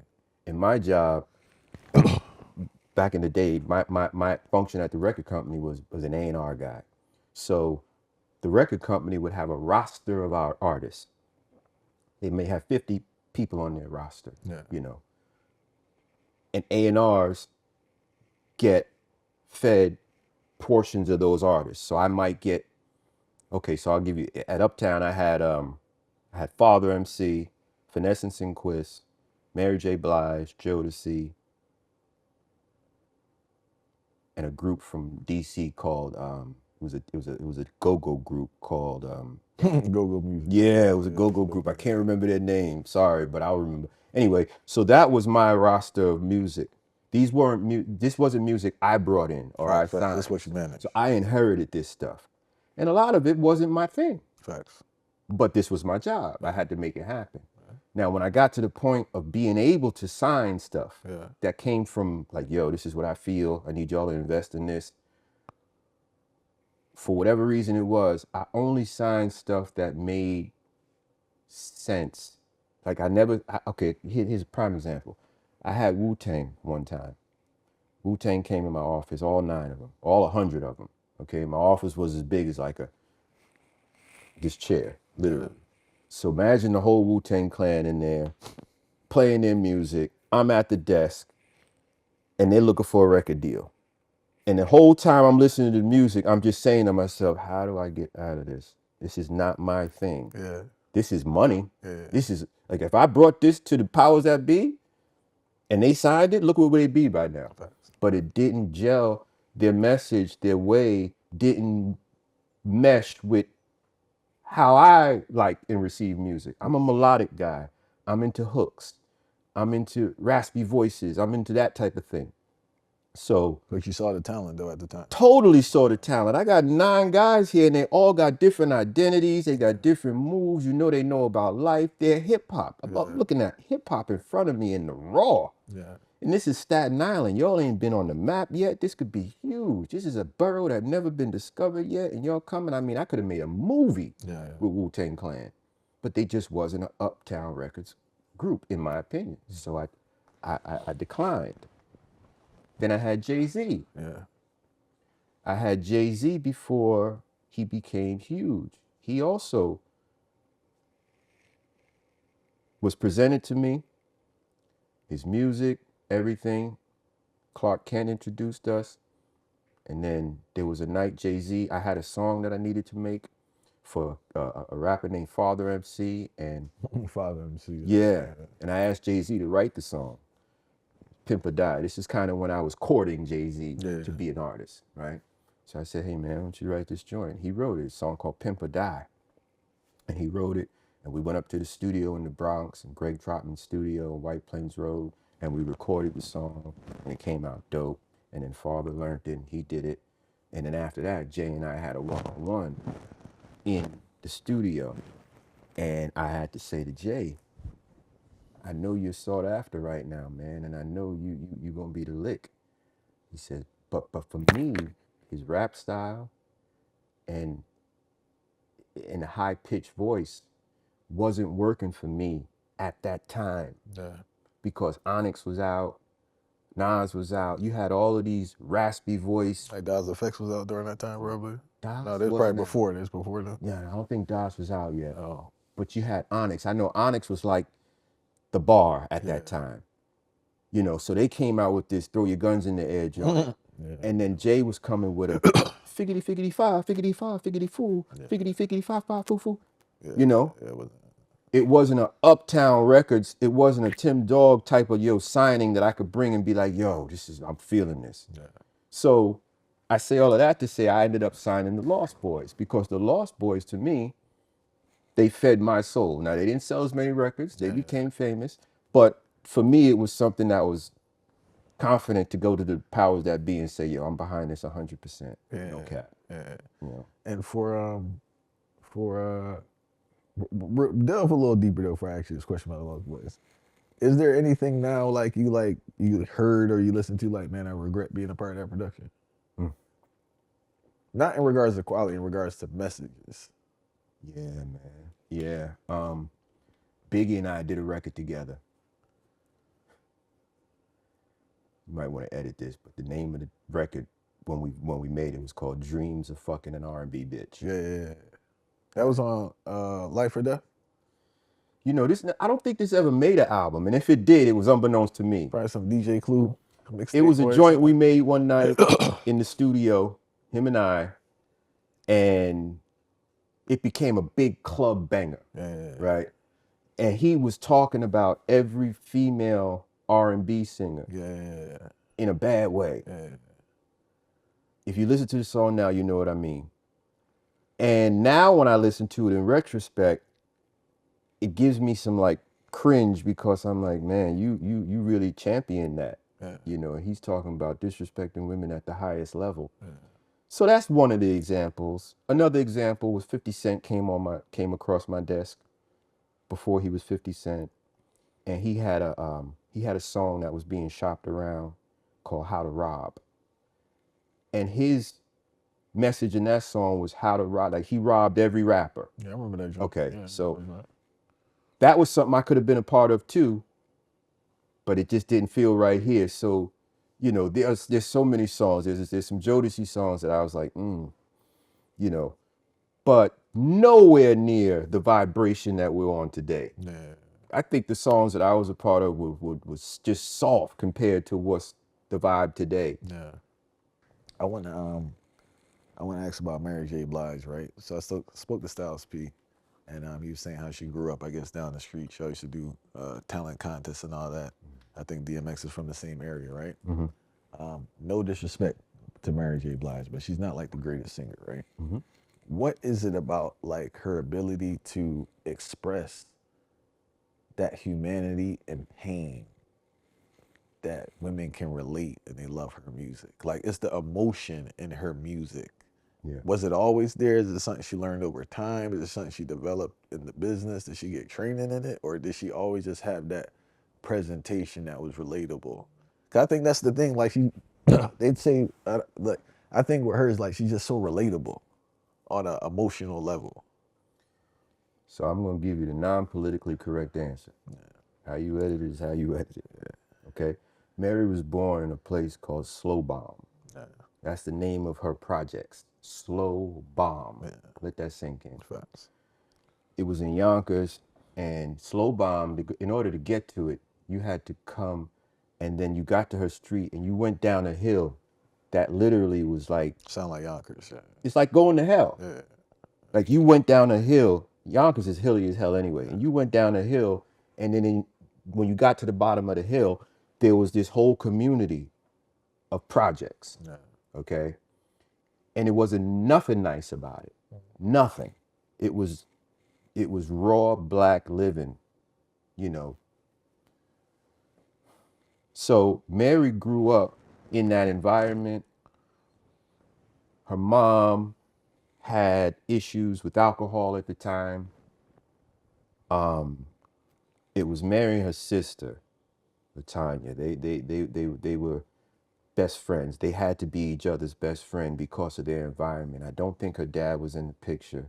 And Mary had so much pain from whatever love she was searching for as a child. It always backfired on her. These are my experiences with Mary.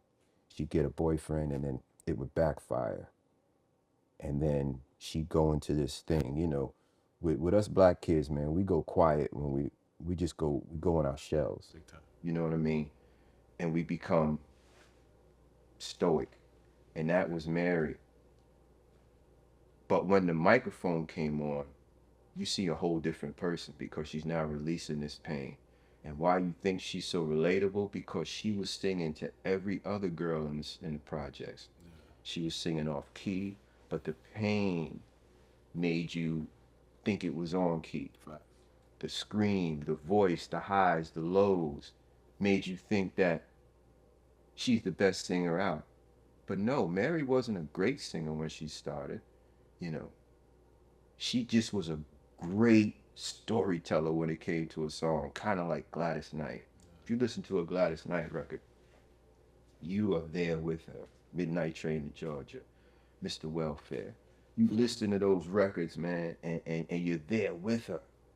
Now, Gladys wasn't is better singer than Aretha, but she had that thing. Aretha had that thing. You know, when you have pain, sometimes that supersedes talent. Big time. And that goes in singing, that goes in acting, that goes in everything in life, because where you find that release, you gotta let it out. That goes into athletics too, man, because I always tell people, man, like, They'll say like, why you didn't make the league? I'm like, you don't have enough fame. When I got to college fight, I realized I got my little hurt. I'm not discredited in my life. I don't have the level of hurt that's needed to do this on that level consistently. I just don't have it. Yeah, I get you. I understand. And like, people don't understand how broken athletes are. See, that brings me back. You ever hear of the City College incident? 90s. Yeah, the Stampede. Like, 90s. Yes. Yeah, man. Okay. All right. So, parallel to that, this goes with a passion. This goes with pain and passion. So, fight or flight. What's that look like? I'll show you what that looks like. City College happened. I was there from beginning to end. I helped promote it. I was a part of the whole production of it from beginning to end. Really immersed in it. And when the bodies started dropping and the people started dying, I took flight. Real quick, what was it, like crowd surge or something? Like, what happened? Oh, so the gymnasium had a stairway, and there were doors, and the doors didn't push out. Oh, you gotta open them. The doors pulled in, Yeah. and there were four or six doors, and You gotta go downstairs to get to the doors. You had to go to the stairs to get to the doors, and deliberately a couple of the doors were closed to stop people from not paying. Yeah. Right. So there was like a very small entrance for a lot of people to come through. And then because of the surge of people, the doors were closed because it was going to be a bum rush. Yeah. And then once the doors were closed, the people kept coming, and everybody. What started the melee?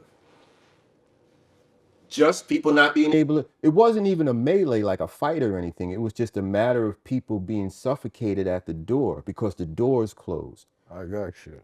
People was just picture so many people. Let's just go from the beginning. Before the doors were even open, outside the venue was amazing. It was the whole New York was outside. For those unaware of the event, just give context to what the event was for, who was there, that type of vibe. City College. The event was a celebrity basketball game thrown at City College, and the celebrity basketball game was headed up by Heavy D, Puff, and then behind the scenes is a lady named Jessica Rosenblum that produced the show. Back in those days, there was a playground called Rucker Park in Harlem that had a lot of basketball games. And Puff took Rucker Park, he took that blueprint and brought it into the celebrity world. Yeah. Inside, indoors. You also had a place called Gaucho's Gym that did it. Great Gauchos, yeah. Right. But Puff, because he's so fabulous, he took it and he 10x'd it. Yeah. Right.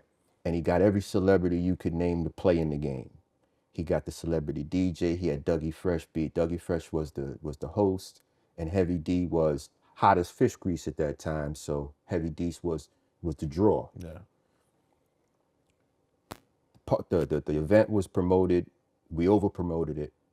It was the biggest thing being talked about. It was where everybody was going. So before the doors even opened, before the game even had a chance to start, people would pull up, and the party was outside the gym. All right. This is a whole college. So there was the street where all the cars, the guys, the girls, everybody was out there waiting for the doors to open. Yeah. So once doors opened, people started coming in. People started coming in. Now, mind you, when you start hearing, when black people hear music, they get amped. Yeah. And when you hear the music coming from the doors, everybody's like, yo, it's time to get in. So the mistake that was made, that the entrance was too small for the crowd. Yeah. The demand was too heavy. And because to not lose money, the lady that was involved in the production kind of shut some doors down, made a smaller entrance. And then when things became out of hand, those doors were closed. Yeah. And that started people to compound on each other, because if you're standing up, you can't see down because it's just people. Yeah. So you just keep coming in, and then people are unruly, man. Yeah. And there was no way out. Yeah. So then when the door was finally open, pushed open, people were just falling in. Yeah. Because they couldn't breathe, and they were just falling in and falling out. Yeah. And that shut the whole thing down. Now, mind you, when they got in, the gymnasium was already packed. Like you got the foul line that goes around the whole gymnasium. Everybody was up to the foul line. The only space was the court itself. I mean, it was packed.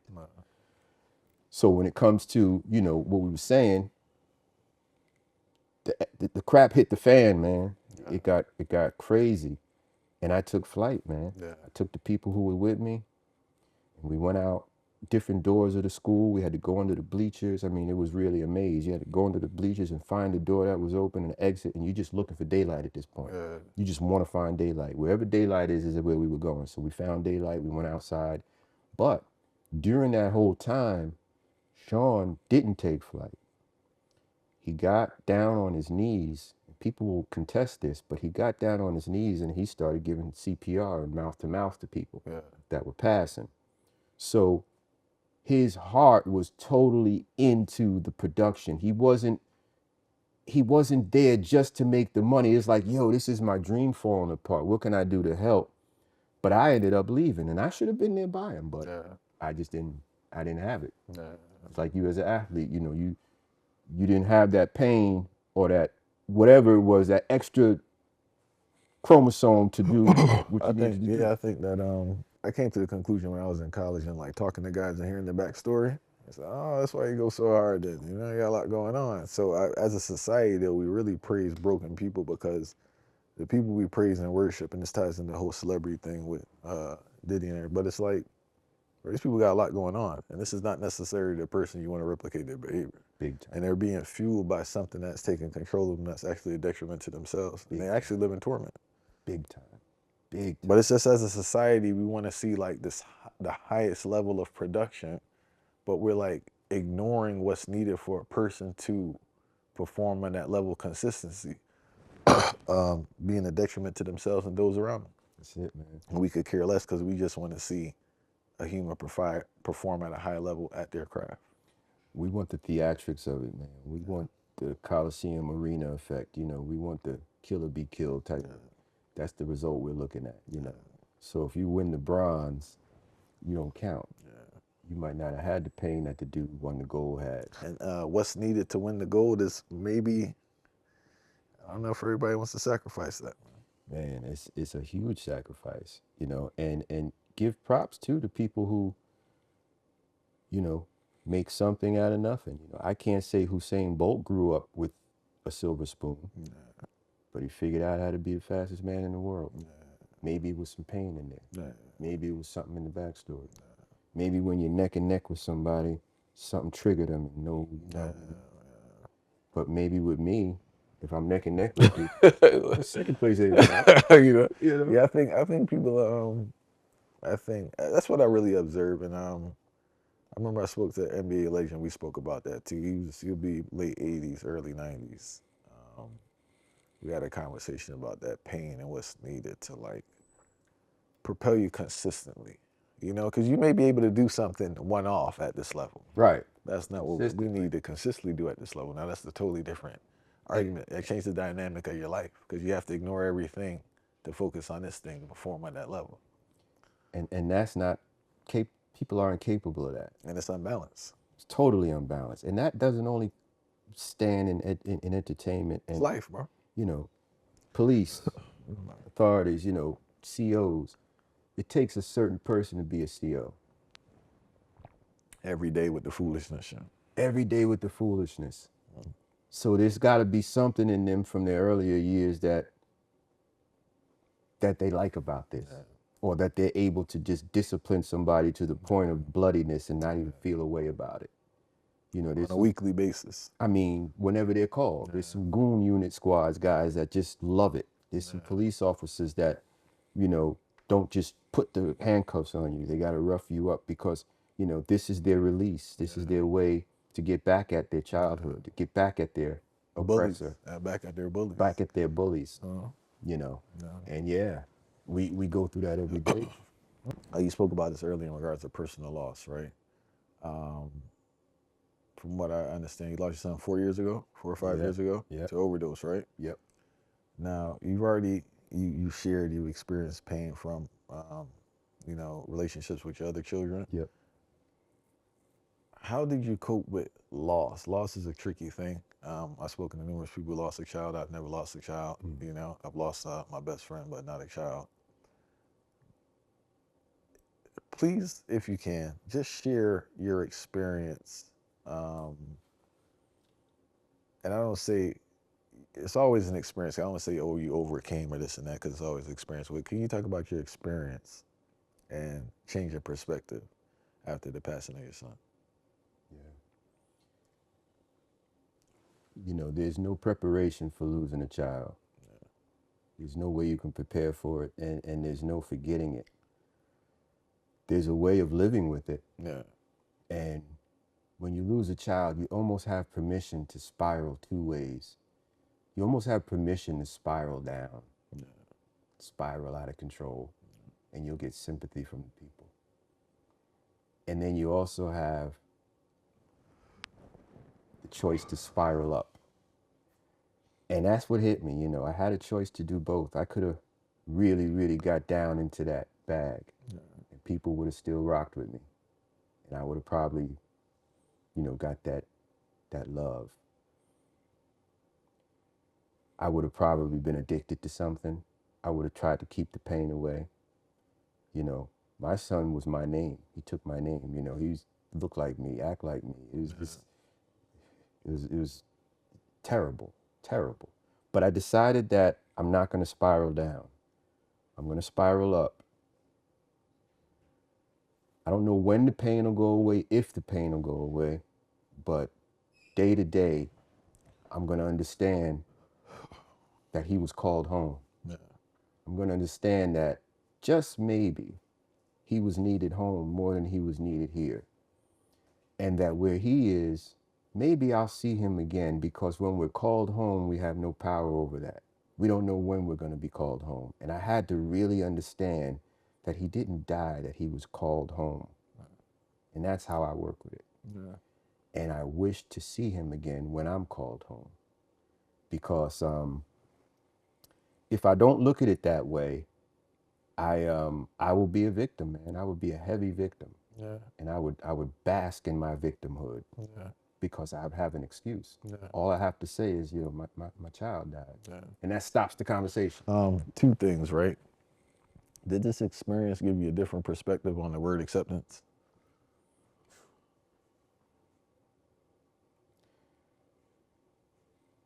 This didn't give me that. It reinforced it, because my acceptance came with this child when he told me he was gay. All right. So that's when I really made acceptance a part of my life. Yeah. When he passed is when I had to reinforce the acceptance, because no one wants to hear your kid passed. You want to, no, couldn't, no way. You know, it's the denial. It's the whole, there's layers, man, of grief. And the acceptance doesn't just come right away. It takes time. But with me, you know, I'm like what you call one of those inhibited person. I'm an only child. I live by myself. I live off grid. You know, my lifestyle is the lifestyle of a monk. Yeah. So I'm able to really rationally think about things and not be emotional about things. And I give thanks for that ability, because if you look at it, I have two kids. I had two kids, and I've lost them both. Yeah. I lost one to death, Yeah. and I lost one to relationship. Yeah. So imagine living every day with that. Yeah. Like I said, you know, your daughter will produce and you'll be called grandpa one day. Yeah. I have four grandchildren, and I haven't had that experience yet. Yeah. So the only way to cope with that is to accept it. And you can't be a victim. You just can't be a victim. People who put themselves in that victim mode is really hard to get out of. You just have to accept, not have expectations, and just allow the universe to work. Just allow it to work. Today, as I sit here, I'm probably the happiest I've ever been in my life, man. And you've heard the losses. I lost my dad. I didn't even go into that. But I'm so happy right now, because I'm in touch with the inside, man. I cleaned my cup out completely inside.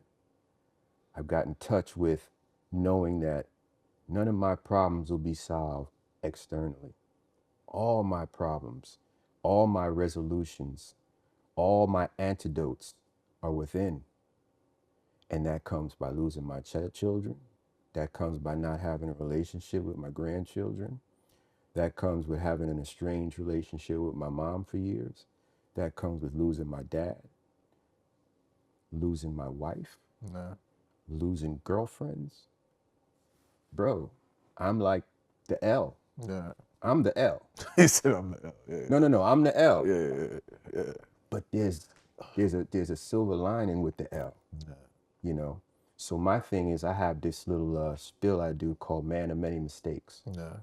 You know, I call myself that, the man of many mistakes, and I try to TikTok to the younger ones that I made them all, so you don't have to. Yeah. You can if you want to, but I made them all. So let me give you this little spill and just take it with you. You mentioned earlier in regards to using excuses, right? Yeah. A lot of people just find excuses to not deal with life. Yeah. Why did you make the decision not to use yours? Because you have a lot of excuses. So why don't you just use the excuse? To not deal with life? Yeah, just quit. Question, man. I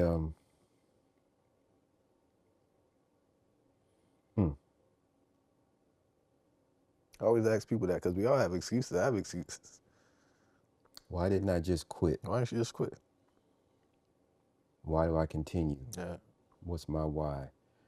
I can tell you that today my why is LOVE. It really is, man. I've already come to grips with that. I've had it. I've done it all for me. Yeah. I want for nothing. Yeah. Believe me, I want for nothing. Yeah. Only thing I want for is to serve. And I believe that's my reason for still continuing, because I have to serve every day, whether it be buying the person behind me a cup of coffee, or whether it be sitting in front of some kids who are just dark and broken and explaining to them what having a dad could be like. Yeah. Whether it is sitting with a young girl who doesn't wash, who doesn't shave, who doesn't understand femininity. Yeah. I don't think that I'm called yet because of this strong urge to serve for other people. Now, some people will say, oh, you just on a guilt trip. Yeah. That could possibly be it. I don't know what the motivation is, but I know that any room I enter, the room changes when I leave, because I'm leaving. I'm going to leave you some seeds. Yeah. I'm going to leave you some messages. And that just fortifies my next day to go and live, to continue to live. Now, these documentaries you talk about, I've watched them all once, under protest. Yeah. Don't get a thrill out of watching them. Other people do.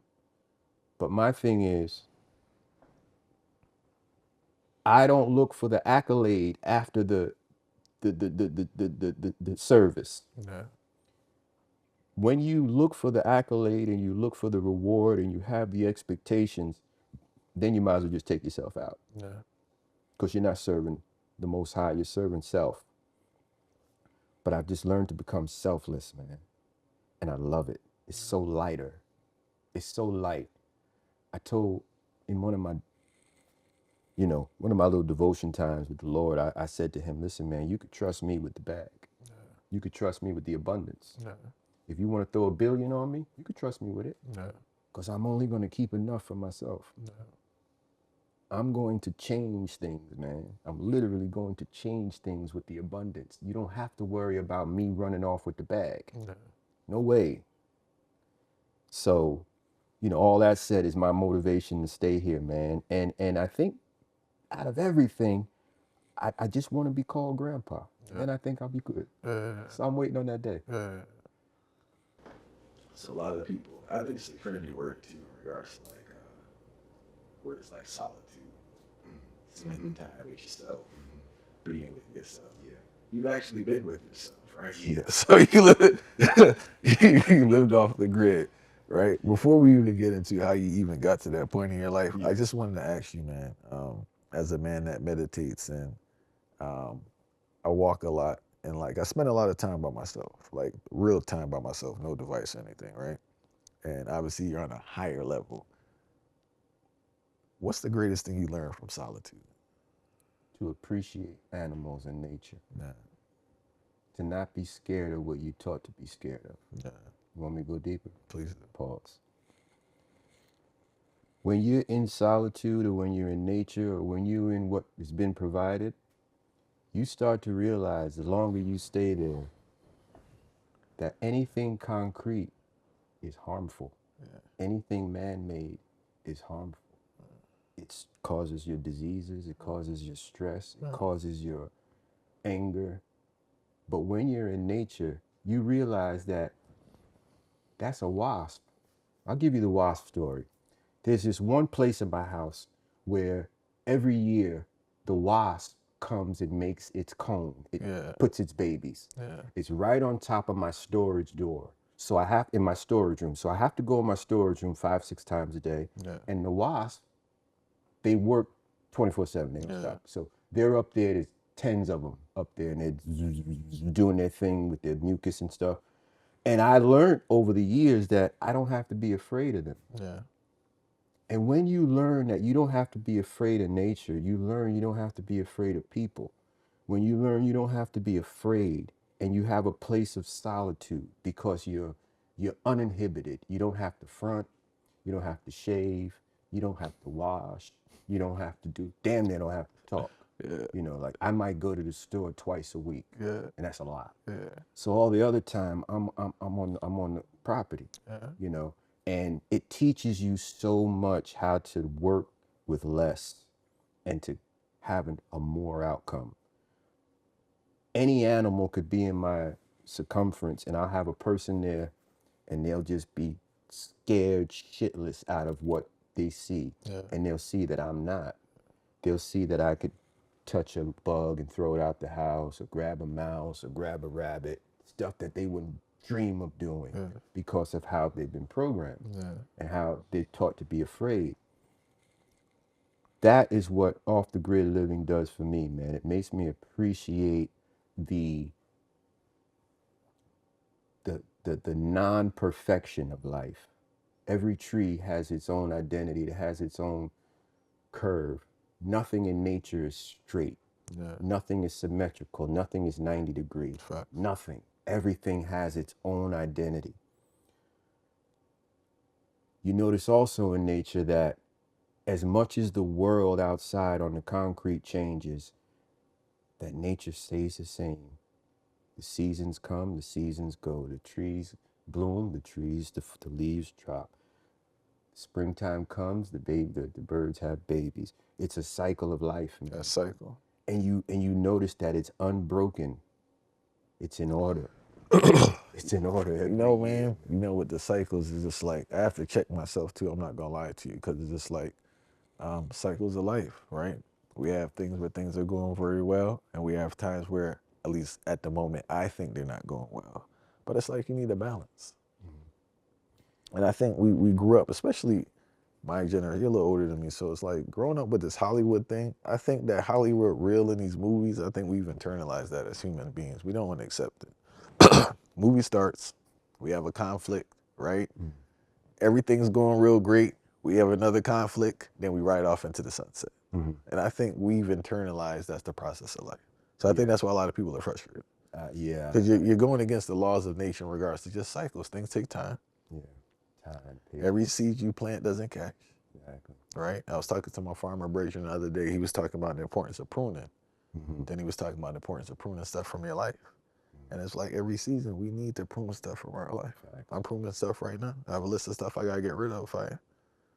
You got to take inventory. Yeah. You know, I like to give myself a report card every quarter. You know, I'm really antiquated in my thinking because it works. You know, I remember in school I used to get a report card. I'd have to bring it home and get it signed. Yeah. Right. So now in life, I give myself a report card, and I look at the progression, or I look at the degression or whatever that word is, and I try to keep a good report card for self. Yeah. You know, I make my bed in the mornings. Why? Because when you make your bed and you pass by your room, you see in order, your bed is clean, you're not seeing a mess. Right. And that reflects my attitude, it reflects my personality, it reflects who I am. So I make my bed. Something so simple like that does so much for my psyche and for my esteem. Yeah. You know, but if I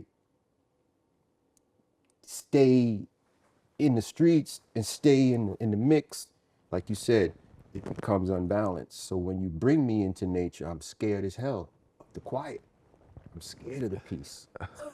Yo, I'm scared of the peace. All Like, right. yo, it's too quiet out here, dog. I want to talk about, right, before we get into the piece, and if I forget, please bring it back up. Remind me on the piece. You spoke about living without, right? Living with less. So what was the transition from you now? Because at a point you deal with excess, and now you're dealing with less. So when I left the music business, I was Oh, probably, just give a year for context. What year did you leave? I left in 99. Why did you leave? Okay. So I left in 99 and I moved to Florida, right? In 99, I was working at a record label called Epic Records. It was a subsidiary of Sony Music, Epic Records, and Michael Jackson was one of my artists, right? So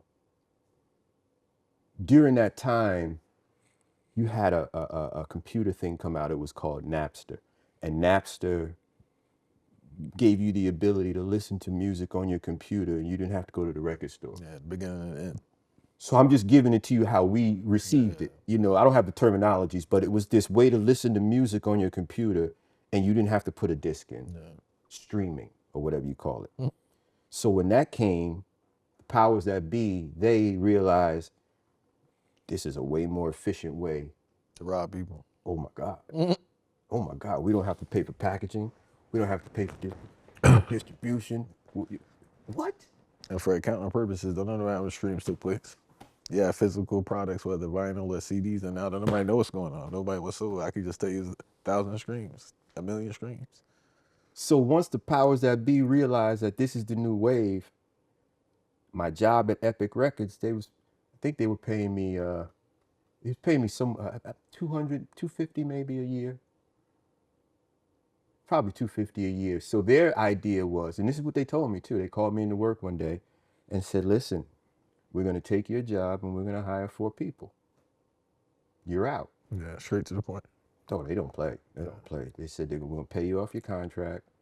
They paid me off my contract and I was out. Yeah. So now that's normal in the music business. Yeah. You don't expect to be at one label forever. I've worked at Arista, Sony, Epic, Uptown, Elektra, Untouchables, you know, all of these places. So it wasn't like, damn. It was like, okay, let me just pivot over to another joint. Yeah. Because my resume was incredible. I've worked for everybody. Worked under Clive Davis, Tommy Mottola, Andre Harrell, Chris Blackwell. You know, those names there alone. Yeah. So I was next up for the money, for the bag. You know, I was next in line for that executive position that everybody, you know, like what Puff had, Steve Stout had, or Jay had, or, you know, I was next up for that. But to answer your question, why did I not pursue it and why did I move, and I did it very drastically, is because it hit me at that point, going to work is no longer fun. Going to work is no longer fly, because it's not fun, because now everybody knows you. So you're a target, right?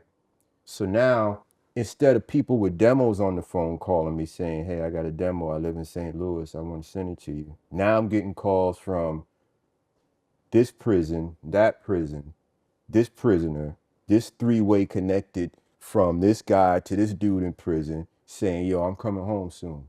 I'm gonna need a job, I'm gonna need a deal, I got an artist. So now I'm starting to understand that, okay, this different type of pressure is starting to come in. You're getting pressure from the prisons. Then you're getting pressure from the artists extra niggas, you know, like the extra dudes. Yeah. Like an artist will walk in your office and have 5 dudes. Yeah. And the 5th dude will walk out the office last and be like, yo, I'm not really down with them, man. I could do, you know what I'm saying? Let me call you. I ain't really fucking, right? Yeah. So it becomes this mess. This mess starts to fall to form, and this chaos starts to form. And then you get unannounced visits from people you don't even know at places. You know, I'm in the Gap one day, man. Yeah. Literally, real talk. I'm in the Gap trying on some clothes. And these cats come up to me and, yo, I heard you, boo, boo, boo, boo. We need the boom. And the pressure was on. Like, they surrounded me. Like, yo, we what's good? You know? So I was able to get myself out of it. But too many of those instances started happening. So then one day I'm wherever I'm at and I get a phone call. Hey, they killed Freaky Ty, man. Freaky Ty was one of the members of Lost Boys. I remember that. And they killed him dirty, man. They put a gun to his head and shot his brains out, yo. Shot him in the head. And the bullet wasn't even meant for him. It was a message. Yeah. I said, oh, this is where the game is going. Then the East Coast, West Coast beef, that was crazy. Yeah. The collateral damage in that was just crazy. I mean, nuts. Then a lot of these artists get put on by street guys, sponsorships, right? So a lot of the street guys now find you and need you to wash. I work them in. I need to wash all this. I get you. Yeah. So now I'm feeling more mafioso. I'm feeling more, and like I said, it didn't fit with my spirit, man. Even though I was up for the bag, even though I had all the experience, because I could have stayed and I could have been in the business right now, heavy. Yeah. But I made the decision to just get out because that's who I am. I didn't have enough pain to stay. Yeah. I never missed a meal. I had a comfortable life. I could figure this out. I'm blue collar. I know what to do. Yeah. I can still live because I make me happy. So anyway, all of these threats started coming. People started dying. Then when Biggie died, man, I was like, damn, this shit is just... Tupac didn't affect me the way Biggie affected me because Tupac died like 5 times. You know what I mean? Facts. Every time he got shot, so you almost waited for this time to be the time. Yeah. But Tupac was a freedom fighter. Yeah. He was built for that front line. He was Afeni Shakur's son. So he's a Panther at birth. He's built for that. So if they gotta get me, they gotta get me. So I didn't take his death as deep as when they took Biggie. Biggie wasn't a freedom fighter. Biggie was the teddy bear. Yeah. And his killing was a message. Yeah. So I'm close to all of these people. I'm closer to all of this stuff, man. I'm married to the whole thing, man. And when the Epic deal went bad and they paid me out my contract, there was this other label ready to go. My lawyer called me and said, hey, they'll love you over here. I can make that happen, you know. Yeah. And I told him, I said, well, let's hold off on that, man. And I just got up, man, packed bags, and I went down to Florida, figuring out I can do an independent thing. Yeah. I could do it more on my terms, where I can make the music the way I want to make it and stuff. Yeah. That didn't pan out. Yeah. But I was out of that sleepless night job because it's hard to sleep at night, man, when that day you got people saying, I'm going to see you. Yeah. I'm going to see you, man. Yeah. And you don't even know who these people are. So when did the shift, did the more pressure come because you rose in power and people under, you said, you know, more people knew about you, and that's just how the industry works in regards to, I'm gonna pressure you to put my man on, or at the same time, hey, I gave him the upfront money, that's my artist, you gotta go watch this other thing. So that's just been going on, but now you're in a position to receive it? Well, I'm in a position to make moves. I'm in a position to change people's lives. Yeah. You know, I'm in a position to change people's lives, man, literally. You know, I could find a talent on the street. I remember there was this one guy, he lived in Cabrini Green projects in Chicago. And I heard his tape and I went to Chicago. I went to his house, man. And when you hear music like that, you go find it. Yeah. Because it does something for you. You know what I mean? You know you could spend a year with this dude in the studio because he makes beautiful music. Yeah. So I went and I signed him. And that became my thing. But I was in Cabrini Green. Now, if you know anything about the old Cabrini Green, you they don't recognize your face there. You fool. Yeah. You know. So along with that came. You gotta take somebody up there. Damn. Yeah, I go right. You know what I mean? So so just to do your job properly, you already got to interact with certain elements you just have for the to. daily basis. And that leads to getting Other security. stuff. Yeah, other that stuff, leads to getting a gun. Yeah. That leads to having tinted windows. Yeah. That leads to a bulletproof car. That leads to a bulletproof vest. Yeah. Yeah. What you call me, Fire? Yo, Fire. You know into that? And do when they sign you up for these jobs, do they give you the 411 on what's needed for these jobs, or they don't? The corporate doesn't tell you that. You just know that on your own. It's like an inside thing. Do you know what working at a record label back then was like? Now, mind you, I have no college education. I have no decorum. Nothing. Okay? I got hired because I could dance. How about that? At Uptown. Andre was a weird dude like that. Yo, you got flavor, man. I see you moving over there. You want a job? And then he brings you down to this big building, 1755 Broadway, and tells you to go sit with the white man and fill out the papers. And then come back here, you working. And then you sit there with the white man filling out the papers and you signing your life away. You got 401k, you got life insurance, how many subtractions you want, deductions you want. Nigga, I don't know none of this. I don't know none of this. I don't have any qualifications for this, but the man's giving me a job. So when I walked into the business, I was so green and naive. I didn't know what this was. And then once you get in it, and then they say to you, okay, you're at this level now, you're a vice president, so now your budget, we would be given budgets. And a budget as an A&R from the mother company, from MCA Records at the time, they'd give Uptown Records a budget of what they could spend on making music and signing artists. Yeah. And then Uptown would give the A&Rs a budget of what they could use to sign artists. So when I say I could change lives, I'm in my 20s and I have access to millions of dollars, man. Yeah. Tens of millions of dollars, literally, to sign artists and to make music. And somehow or another, that word gets out to the streets, and now they look at you as the label. Facts. They don't look at you as a worker, and that you have to get signatures and you have to get permission and you have to. They don't care about nothing. So if you ain't put me on, it's a personal thing. Yo, you ain't put me on, son. What's up? And that's where the beef starts, because of the ignorance. Yeah. So you can't explain some things to street dudes. You can't explain corporate to them. You can't explain like, yo, why you giving me a check, man? I would give these artists, they get these things called living. Every month we pay them to live. Yeah. And I had a few artists that didn't understand why I wasn't giving them cash. Why are you giving me this check? And you have to explain to them that there's taxes involved, there's accounting involved, and they don't know that language. Yeah. So when you're giving them checks, naturally come tax time, they haven't paid their taxes. No. They haven't dealt with the attorney, the accountant, none of that stuff. And it was my job to teach them that as an A&R, along with making music. How much pressure do you receive now? Because you have two sides. You have the part where artists are getting screwed over, right? Yeah. And you have a part where they don't clear the money that they do get. They don't understand the other expenses that come with it. Yeah. So like, it seems like you're the dumping ground for frustration. Oh yeah, definitely. You're the everything for the artist. And mind you, these artists you sign come from broken homes. There's no dad. Broken homes. Mom might be on crack. The pain. That's why that's why my walls are full of plaques, because these artists produced pain. Platinum, gold, man. Yeah, that's pain. Yeah. So here's the process of making an album. To the average Joe, is like, yo, you go to the studio every night. Okay. The artist now adopts you as their everything. You're my mom, my dad, my bank, my advice. You're my excuse.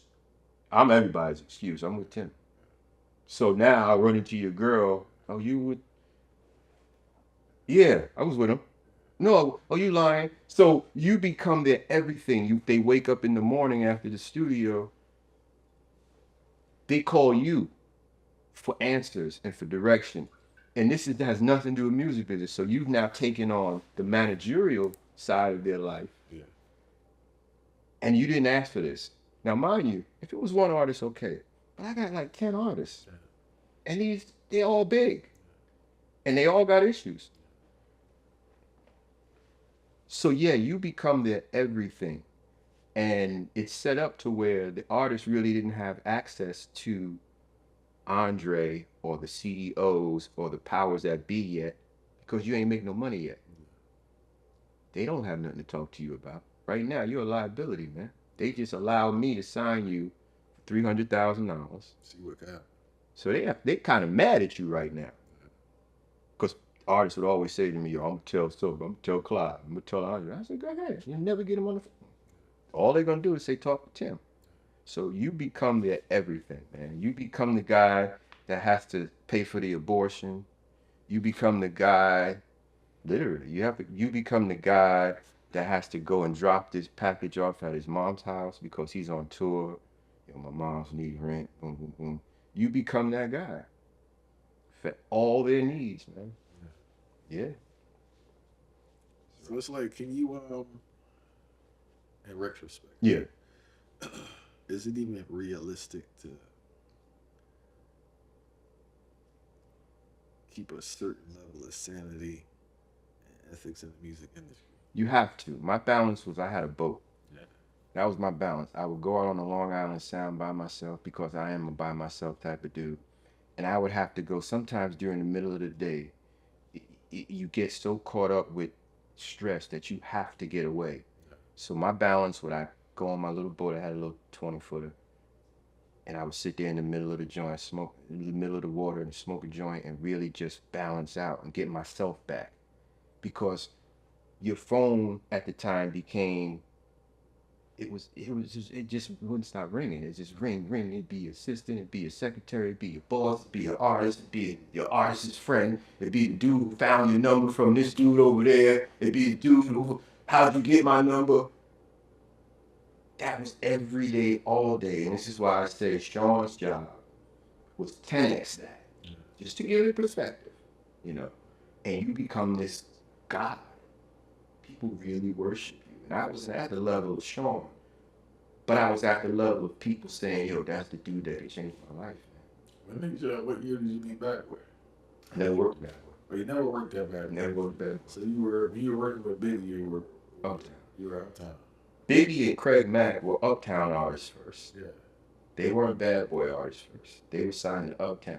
Uptown gave Sean Bad Boy Records. Yeah. Not Clive Davis. Sean's deal was with Uptown first. And along with his deal came Biggie, Craig Mack, and a kid named Jesse West. That was his deal. And then, as time went on, little bit of time went on, Andre was getting pressure from corporate in MCA. Yeah. Reason he was getting pressure was that the amount of money we were spending to make music and to shoot videos was outrageous to these corporate folks. Yeah. They didn't understand what a $700,000 video was needed for a rap group. Yeah. They just couldn't understand it. They didn't understand why Biggie had to travel this way and not that way. So pressure from the corporate came down to Andre, and Andre had to put order in his company, which means he had to hire a white man. Yeah. This was a black company. Yeah. So he had to hire a white man that was efficient, that could say no, that knew numbers. Yeah. He hired this guy, and the guy and Sean did not get along at all. I'm talking about oil and water. And it came a choice for Andre to make. Who has to go now? Because the house was really on fire. Oh, that's how he got cut from Uptown? And that's how he got cut. All right, he had to go. Earlier we were speaking about your exposure to reggae music. You mentioned many legendary artists that most people are unaware of. Some of the great lyricists early, Brigadier Jerry, right? You spoke about Rastafari earlier, right? How has Rastafari impacted and influenced your life? Man, good question, man. Number one, Rastafari, a lot of people think it's a religion. Yeah. You know, I just want to clarify it. It's a way of life. It's a liberty. It's a it's a way how you conduct your life. It's a way to live self-sufficient. It's a way to live without the dependency of the system. And I got into Rasta at about 8 years old. It was a buddy of mine around my way called Steve Vernon. Steve was a Bob Marley head. Yeah. All he did was listen to Bob. Now, and I would be at Steve's house all the time, and he'd play Bob, and he would teach me Bob, and he would teach me the words, and he just taught me Bob, and Bob stuck with me from then to now. It's funny because every month on YouTube they send me these badges. Yeah. You're part of the 1% of Bob Marley listeners in the world. Yeah. Crazy, crazy, Just to show you how real I was, right? Yeah. So Rasta became a way of life for me because, like I said, only child, I'm searching for family. Facts. I'm searching for love. Yeah. I'm not finding it in where I'm at. Yeah. But I found it in Rasta. I found it in Caribbean people. I found it in the love. I found it in the honesty. I found it in the food. I found it in their way of being so angry one minute and just so loving with each other the next minute. You know, all of these emotions I'm experiencing in that world talk to me. Yeah. Heavy. And this is before I even started going to Jamaica. So I go over to my friend's house, and there were a lot of Jamaican kids. This is when Jamaican kids were being sent to America, really heavy, Jamaican families, you know, and they were laughed at by the Americans, but I tended to make myself a part of their thread. Yeah. So I started eating the food, I started listening to the music, and I started becoming the music. Yeah. And that came to me being an MC. And that came to me getting on sound systems, African Love, Papa Mo, Downbeat. Yeah. Yeah. Yeah, I was a resident of African Love. It was me, Shinehead, Jabud, Rankin Joe.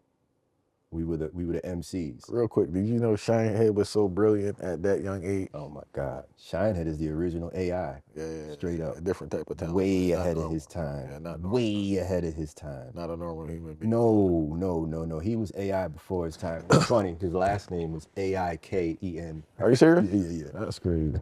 He went to St. Catherine High. My aunt was the principal there, Joan Mills.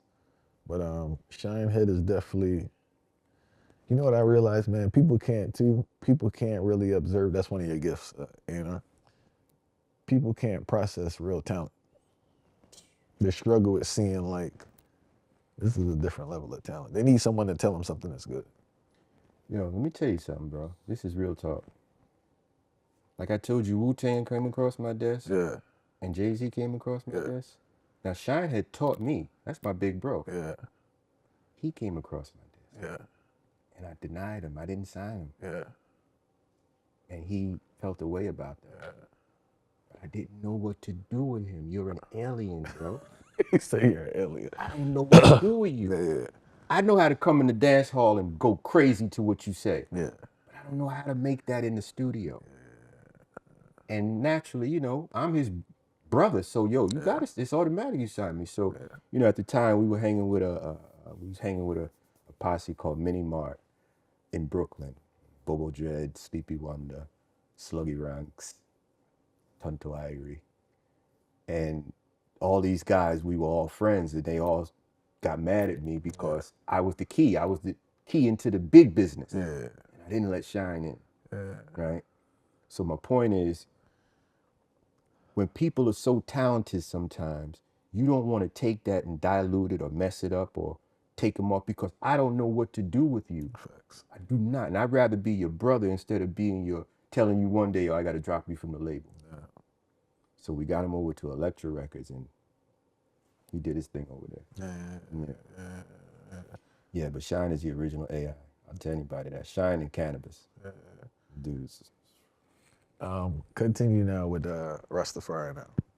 Yeah, so, you know, when I noticed that, especially in the dance halls, back in the 80s, there was these dance halls we would go to in Brooklyn and the Bronx. Biltmore Ballroom, Tilden Ballroom, HQ, Superstar Club, Bentley's, Barclays. it was a bunch of these small big dance halls.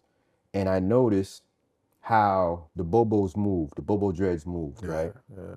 I noticed how the Israelites move. I know how the 12 tribes move. And I noticed that they all moved almost in silence, but were really deadly if they needed to be. Yeah. I noticed that when I was in hip hop parties, the crews of guys that you look up to, they move very loud and they move more loud. Yeah. They move loud and they move where, hey, look at me. Yeah. These other guys were moving more silent and just a corner or something, the chalice, and just chilling. Just moss off in the corner, and it become a mystique. Yeah. So I became curious, so I got embedded in Bobo culture and Rasta culture and was accepted as an American. And that wasn't going on in those days. Like, I literally was on the mic on tour. Come down, Briggy. Yo, Shines, what I say? Early be that, yeah man, Early be that a dance hall, Super Cat, yeah man. All of it at their early stages of life and stuff. And, they smack back. Yeah man, Tingle culture, yeah man, a Shinehead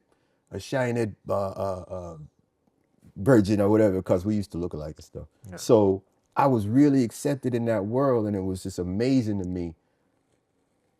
I found a home in Rasta. Yeah. I also noticed that when I go to American parties, it usually ends up in a fight or usually ends up bad. Yeah.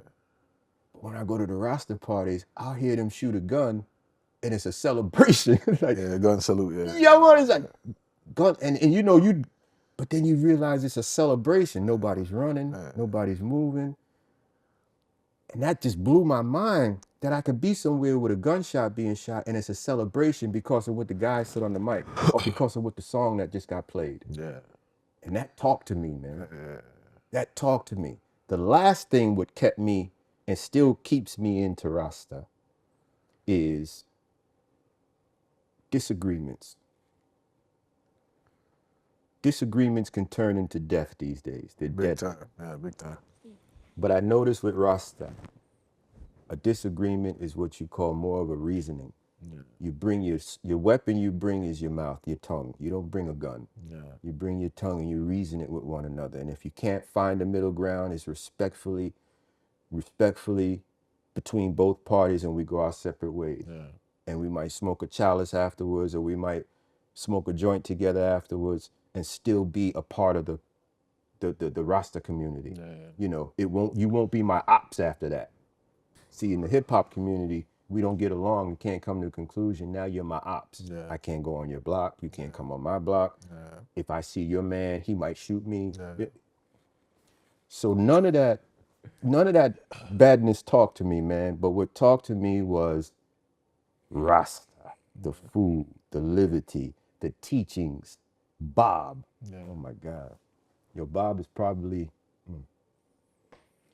one of the best professors I could ever refer to in my life. Yeah. His music is just, I live by it. Yeah. Literally.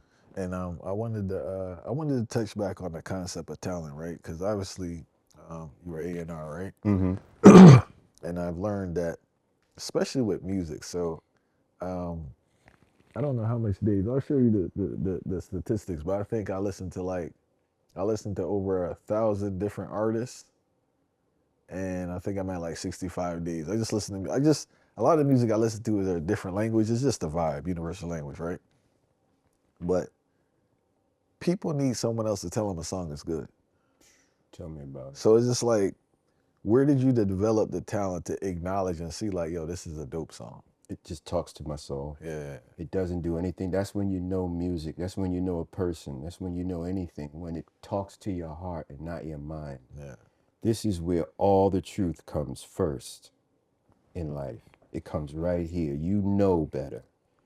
If there's a person, your discernment hits you here first. But when it works its way up here is when it starts getting distorted and when it starts getting compromised. Yeah. And when it starts becoming diluted. So whenever a track would hit me, you had this artist back in the day, he died recently, named Coco T. Yeah, Coco T, yeah. Yeah. And Coco Coco was probably, you know, 5 feet short tall. guy, yeah. Yeah, right. But when you put Coco's music on, he had such a pain to his sound and a crying. It's almost like he cried on the record. You know, and it just speaks to your soul. Frankie Paul, another one. I could keep going. Yeah. You know, where, don't get me wrong, Marvin Gaye spoke to me, Gladys Knight spoke to me, all of that. Like you said, universal language. Facts. But to this day, if you go onto my playlist, it's nothing but 80s dancehall, man. Yeah, I just can't get out. Yeah. He's like, can't get out. Can't get out. But I think you said something earlier too, man, in regards to the timing, the rhyming, and that just the old breath control, like Yellow Man. I'm not a defender of his topics, but one has to acknowledge, like, it's addictive almost to listen to his rhyming pattern. Like you watching can't a turn jockey it, ride a horse. You can't turn it off because it's just like, it's just so melodic fire in its timing and how he rides the rhythm. To this day. I interviewed Yellow Man up at his house, right? And he was telling me how he recorded like 10 hours at Channel 1. And he was saying that Pain Again. You know what I'm saying? Orphan, bro. Orphan and albino. Throw it in the garbage can. What he had to deal with. You know? What Bob had to I'm telling you. And the thing with Bob Marley, too, is that's why I had one of the issues with the movie is that, like, to me, Bob, obviously, he's up there, right? The thing with Bob Marley, man, is like, people don't understand the work at the resilience fire. Like, this man really been through it. You know what I'm saying? And I think when they praise Bob Marley, they're not focusing on the right thing. I think the life lesson from God is like, this man really rolled the dice on himself. And he really, Daddy Uroy told me, right? He called Bob Marley old. He said, this man is so deserving of what he has. Because he was with him in Trenchtown with nothing, fire, like nothing. And he saw the man work and work and work and work and work. Chosen, man. He had an assignment, and he knew he had an assignment. Bob knew his purpose. Yeah. People every day now are searching for their purpose. Yeah. Bob knew his purpose at an early age. And the adversity he faced from being half white, the adversity he faced from abandonment with the father, being abandoned by abandonment his mom's either, because she left him there in Jamaica with nothing. Fire, people don't talk about that. She just up there and left. He had nowhere to stay. He was staying at Coxon Place, and he was probably sleeping somewhere, God knows where. And here's the thing. That worked for him because, from what I remember, she sent for him. Yeah. Here in America. It's too cool about it. Yeah. We go back to struggle because I have a gift. So he understood his assignment. And it's so clear that his assignment was straight from the main line, because to this day it rings true in his words. Across the world, man. It's worldwide. My brother was in some place in Brazil, way up on some mountain, at a church. It's a Catholic church, but they have all like black statues and all that. He said dude was in front of the church selling Bob Marley t-shirt. And everyone knew who it was. Yeah, and this is like Brazil. Then every time he goes to these places, he teaches at Princeton for like these seminars. So he goes to these places. And we always talk about it because we always debate between Michael Jackson and Bob Marley. Okay. It's not a debate, bro. It's like, especially this generation, I noticed that it seemed like Michael Jackson aged out. I don't know this generation talking that much about Michael Jackson like previous generations. Right. But they all know Bob Marley, though. Right. Michael Jackson was a performer. Yeah. Bob Marley was a minister. Yeah. Michael danced. Bob didn't dance. He had a dance, but his dance was out of his mind. You know, that was just on the heights. It was a spiritual dance. You know, but he didn't. You know, the choreographed dance. No. The biggest choreograph with him was the I3s, and they just. That's it. They was off beat most of the time. That's it. That was their thing. Yeah. But it was his message and his assignment. You know, there's no one that can compare to Bob. I don't care if you tell me Elvis. I don't care if you tell me Sinatra. I don't care if you tell me, you know, if you really find someone in that lane that you can compare and put with Bob, I'll listen. But the thing with Bob Marley, man, is that he has a unique experience. So, you know, his mother married Bunny Weller's father for a little bit, right? So they're like step brothers. And there's also a connection with Peter Tosh, because like, I think he has a kid with Bunny Weller's sister. I don't know. They're all connected, but nonetheless, the fact that he was in the group with Bunny Weller and Peter Tosh, and he had assistance from Joe Higgs and mentorship from Cox and that, like, people don't understand the elements. That Weller's band, which is unique because he didn't rotate musicians. They were all together for a long period of time. And these are top world-renowned musicians. He had an all-star team. And he understand the quality musician he needed to put the message out. So I don't think that's the next thing they don't give him credit on in regards to him understanding management.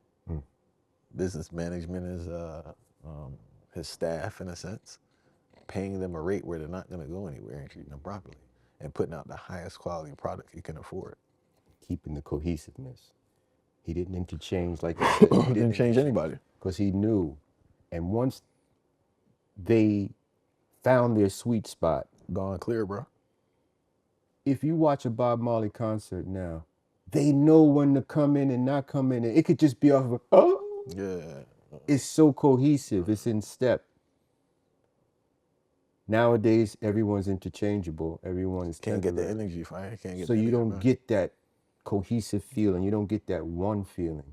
You know. So he is the one love. That's one love. Yeah. Everybody wrapped up as one, man. Yeah. And man, Bob. That's true, man. One love. Yeah. Yeah. Well, my man, I really appreciate you here. Yes, sir. For coming in and sharing the wisdom and history. And I hope people really benefit from it. Anytime, man. Not a serious thing, man. I think that, like I told you earlier, that's all I want to do is serve, man. I just want to give away what I have. I don't want to monetize it. I don't want to do none of that. No, all of those words, I don't want to do none of that, man. I just want to spread the word and hopefully somebody catches it. No, respect, man. And I'm done. All right, cool.